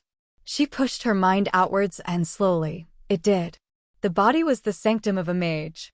Inside their own bodies, they could control mana however they wished with no strain, and they could sense it with a great deal of clearness, but it only went as far as their skin and never further. Mana sense was a weaker version of that inner sense. It was pushing it beyond the body and sensing the surroundings. Inch by inch, centimeter by centimeter, her range crawled outwards, but with each she felt herself somehow strain. Like she was being expanded, blown up like a balloon, stretched like rubber. She held on. Mana sense was important, much more important than her discomfort. If it ever turned into pain, she'd stop, but she wanted to push herself to that point first. She could get glimpses at the ambient mana, and she could kind of make out the fleeting wisps that were not so long ago held within her grasp. Right now she saw on the macro scale, she saw waves in the ambient mana and smaller currents as they came close to her and gently brushed against her body before twisting away again. But what she wanted wasn't on the macro scale. She wanted individual bundles of mana and not what hundreds of those made up together. So she focused and guided a trickle of her mana through her skin and out into the world, and with each try she managed to keep track of the fleeting wisps for longer. Her control of mana also got better, if not by much, as she managed to hold her mana under her control for longer, even once it was outside of her body. She got lost in the influx of dopamine hitting her with each small accomplishment. This is what I love about magic. 10. The siblings. She almost forgot why she was even doing this. She was just so absorbed in the practice and the slow but steady improvement. With each try, she got noticeably better when she snapped out of her trance by an especially frigid breeze touching her skin and sending a shiver down her spine. She managed to make a small ring of mana orbiting her body. Unfortunately, along with the shiver went her focus, and the glowing blue ring dissipated into the air. Right, the core. Stupid. How could you forget it? With the practice still fresh on her mind, she easily managed to find the core of her erstwhile foe. It was glowing brightly to her mana sense and made the otherwise beautiful field of ambient mana dull. She picked it up and summoned a bucket full of water with a quick cast to clean the gore off of it. It was a little thing barely bigger than her thumb, and its surface was rugged. Compared to the core she got from the wolf, this one looked flimsy and rather underwhelming, but to Kha'Lythria, it was just as beautiful. The previous was a bit weird. All books describe monster cores as being rather small and rugged-looking crystals with only mythical beasts like Gryp chess and such having ones as large as a human head. She stared at the little crystal, wanting to absorb it right then and there, but she remembered what the last one made her experience. She didn't want to writhe on the blood and entrail-soaked snow if she could help it, so she walked over to a nice-looking tree not too far away, which had most of its branches close to the ground burnt off. She huddled in close to its trunk so the higher branches would give her some cover if it took long. She never once removed her gaze from the glimmering crystal since she first touched, and she continued staring at it as a small tendril of mana extended from her core and got pushed into the crystal. She felt a rush of emotions run through her as her mana sense expanded into the crystal. She began to giggle a little as the emotions washed through. The essence that began to trickle into her carried with it a sense of accomplishment which made her thrilled for some reason, but soon the trickle turned into more of a steady stream, and the pure joy of accomplishment transformed into the addicting pleasure she experienced previously. She hummed in satisfaction as it washed over her, but the scale of it all was nowhere near her previous experience. She didn't care about that at the moment. She was much too occupied with the moment that ended all too quickly. She opened her eyes languidly and stared down at the crystal, which was surprisingly still there. She blinked at it, her mind still a bit muddled, but she recovered herself in a few seconds. She got 2 handfuls of snow and smeared them over her cheek before giving them a light slap. All right, she was still giddy from the afterglow of the experience, but she was also curious about why the crystal didn't dissipate like the other one. She extended a tendril of mana just like before into it, and felt that while no more essence was forthcoming, the thing was still filled with mana. Not a small amount either, as it felt 5 times as much as her current maximum stores, which she'd still have to test to know exactly how much she improved. Don't most people use mana as a currency? She remembered that little tidbit from her economics lectures. Even though she tried hard to wipe all lessons from her memory, maybe some of it was useful to her now. Of course, large transactions were always in heavily regulated coins enchanted to be irreplicable because mana was far too unstable of a currency to use, but it worked for day-to-day stuff, and most people even preferred it. After all, mana was strength and strength was safety. She sprung to her feet, feeling reinvigorated from draining the core of its essence. She pocketed the crystal and headed towards the mountain peak. She still had a mountain to scale. She hiked up the mountain with a spring in her steps and a smile on her face. Being especially sneaky went out the window with that fight. When she glanced back once, she saw burned and demolished trees in a 200-meter radius around where she killed the hare. She was only a few hundred meters down from the peak in altitude when she decided to check how much her core has grown. She sent her senses into it and focused on that feeling, just like she's done when she searched for the core. She remembered how her core felt before absorbing the crystal and compared it to how it felt now. Around a 60% increase overall. That's nowhere near the previous one, but that's still crazy. She could understand why people risked their lives to get these cores, compared to waiting months for her core to transmute mana into essence. Stealing it from others was much faster. Even if she tried to keep her mana as close to full as she could since her 15th birthday when she first learned the mana gathering rune, her levels only increased a handful of times since the ritual. I need a way to measure it more accurately. It would be great to know how far I am from the first milestone. Level 200 would be great to reach before entering any settlement, but she didn't know if that would take only a few more hunts or hundreds. The frost wolf should not be the norm, and even the hare gave so much essence. Climbing through the levels should be a slog, not a sprint. She didn't exactly know why it was such an important milestone, but she knew that mages beyond it were leagues beyond those that weren't, and it was the same with the other 2 milestones at level 300 and 400. It had something to do with their mana becoming more potent, but that is as much as she managed to glean from her teacher's convoluted tales. The last trek of her journey proved to be more boring than she expected. Up here the trees were only spots in the distance, and only a few bushes could grow here, and even those looked just like mounds of snow at the moment. Said snow was reaching her thighs now, and she opted for traveling with short jumps instead of waddling through it. She slipped a few times, but quick casts of the arcane foothold always caught her in time when she was about to become a snowball rolling back down the mountainside. An hour later, she stood proudly at the top of the world, or so she felt at least. This is great. She could see so far away, valleys, smaller peaks, rivers, and forests. The picturesque view almost made her feel like she should have become a painter just to immortalize the moment. The skies were clear with only a few clouds swimming along up there, and she could even see the twin moons. The deep blue moon floated in the front, clearly visible even in the midday sun, with the smaller crimson moon only peeked out from behind it like a little brother hiding behind his dependable elder sister. They were called Arundilith and Thalarander in the ancient elven tongue, standing for graceful sister and wrathful brother. The old language went out of use some centuries ago, but Callie thought it sounded much more beautiful than the common that most nations use today. Some secluded villages and tribes still only spoke that elegant language, and Callie hoped to meet one of those one day. Common was a human language, but she had to admit that it was simple.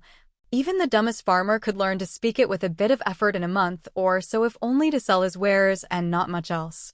Even the kingdom's old name of Galadkar was going out of use, and the common translation took its place. Even the elven history books mostly refer to it as the Kingdom of Winter or the Mountain Kingdom. In her opinion, it was a sad state of affairs, but what could she do? From up there, she could see how in the direction the valley was going the peaks were steadily getting smaller and smaller. She couldn't see the end of the snow-covered landscape. She'd have to travel far to reach Karstirian.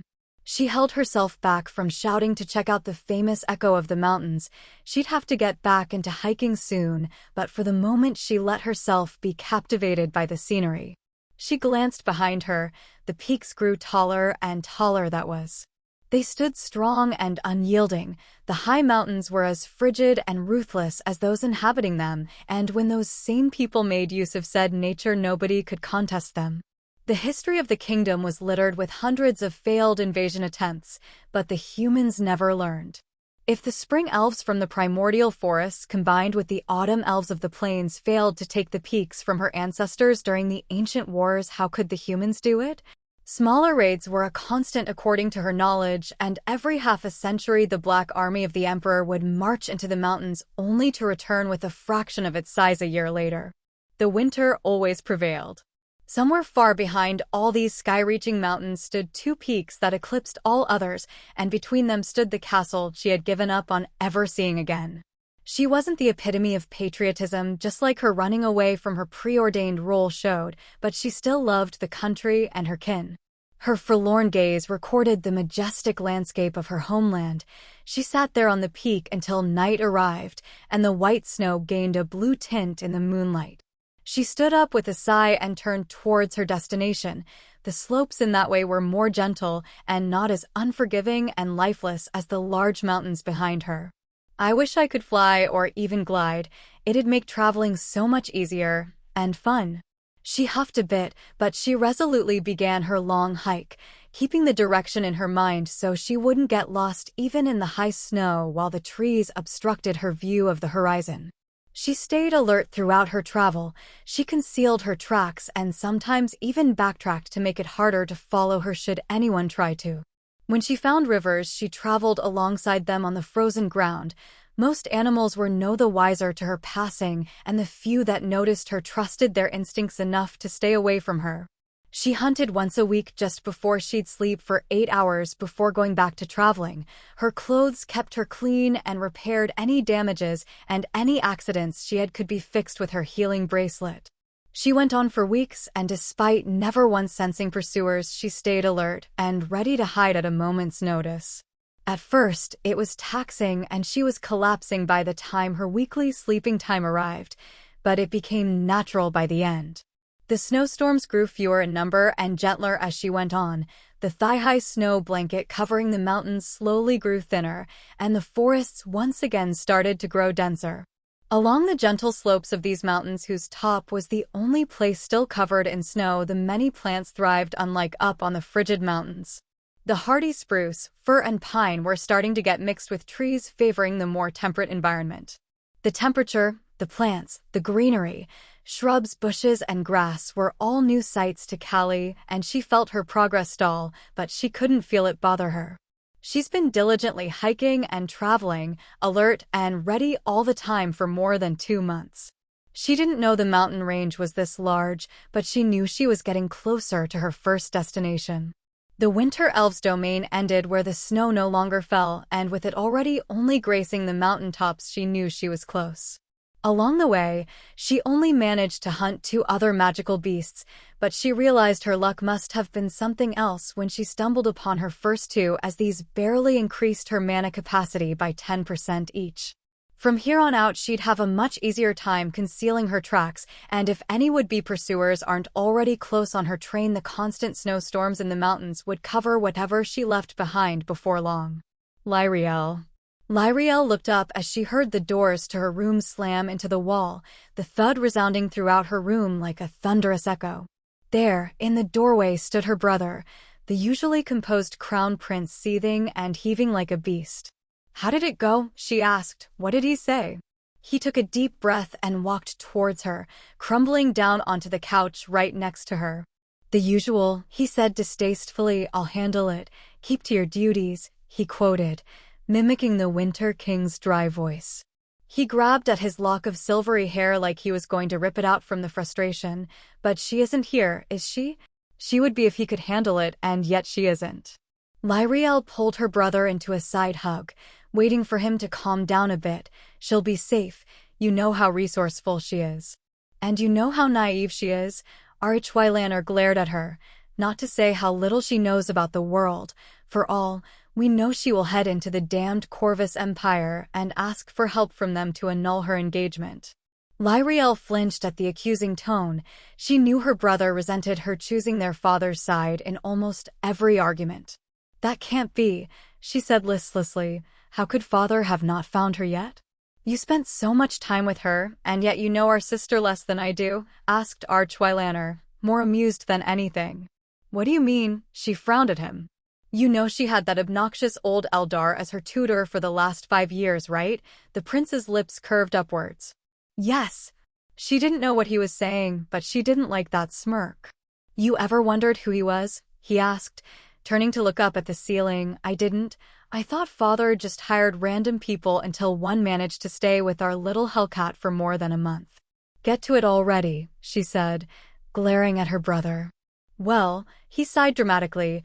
Turns out the old man came to teach her himself and had a huge fight with father about wasting someone's potential and such. He smiled then. I just now learned who he was from father.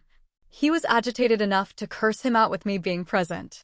Brother, Lyriel buried her elbow into his side, making the man jump. Humph, he snorted at her temper. Well, turns out our darling little sister had the Archmage Sadkiel as her tutor for the last half a decade, and he shat on father's regulations as often as he could. Lyriel's jaw dropped to the floor. Bullshit, she said, which only made her brother smirk again. Coincidentally, he left while the castle was in chaos after Mithril returned.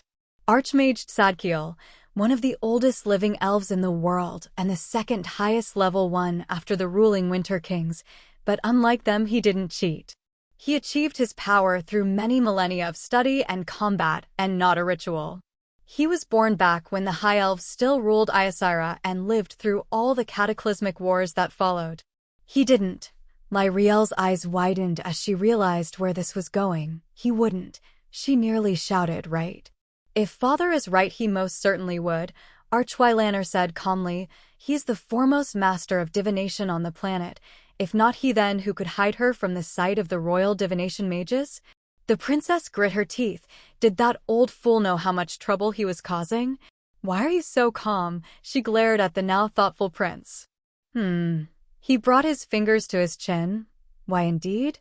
It couldn't be that now that I'm more clear-headed I find myself quite liking these circumstances we found ourselves in. No, he shook his head resolutely. I'm most certainly not happy that my little sister has a chance at freedom while protected by the most power mage of our race. That would be treasonous, wouldn't it? But the Alliance, Lyriel retorted, and Callie could be in danger. Her convoy was attacked by a feathered serpent of all things. You know as well how dangerous the wilds are. I do, he sighed, but unlike you, I have access to our spy network too. He turned to look at her deeply, including the one in Kashgar. What are you saying? Lyriel frowned. That Callie was disturbingly on point with her thoughts about her husband-to-be. Her face darkened. She was faithful to her father and followed his orders. The Winter King always knew best. The ritual made sure of that, but Lyriel wasn't the mindless slaughterer most of their enemies thought her to be. She loved her family, and her only little sister occupied an especially large part of her heart. How sure are you of that? She asked, her voice as frigid as ice. Is that information dependable? Yes, the prince whispered, his glowing blue gaze colliding with her own. I made sure of it. May the ancestors guide her, Lyriel whispered. Her brother snorted. May she be finally free, ancestors be damned.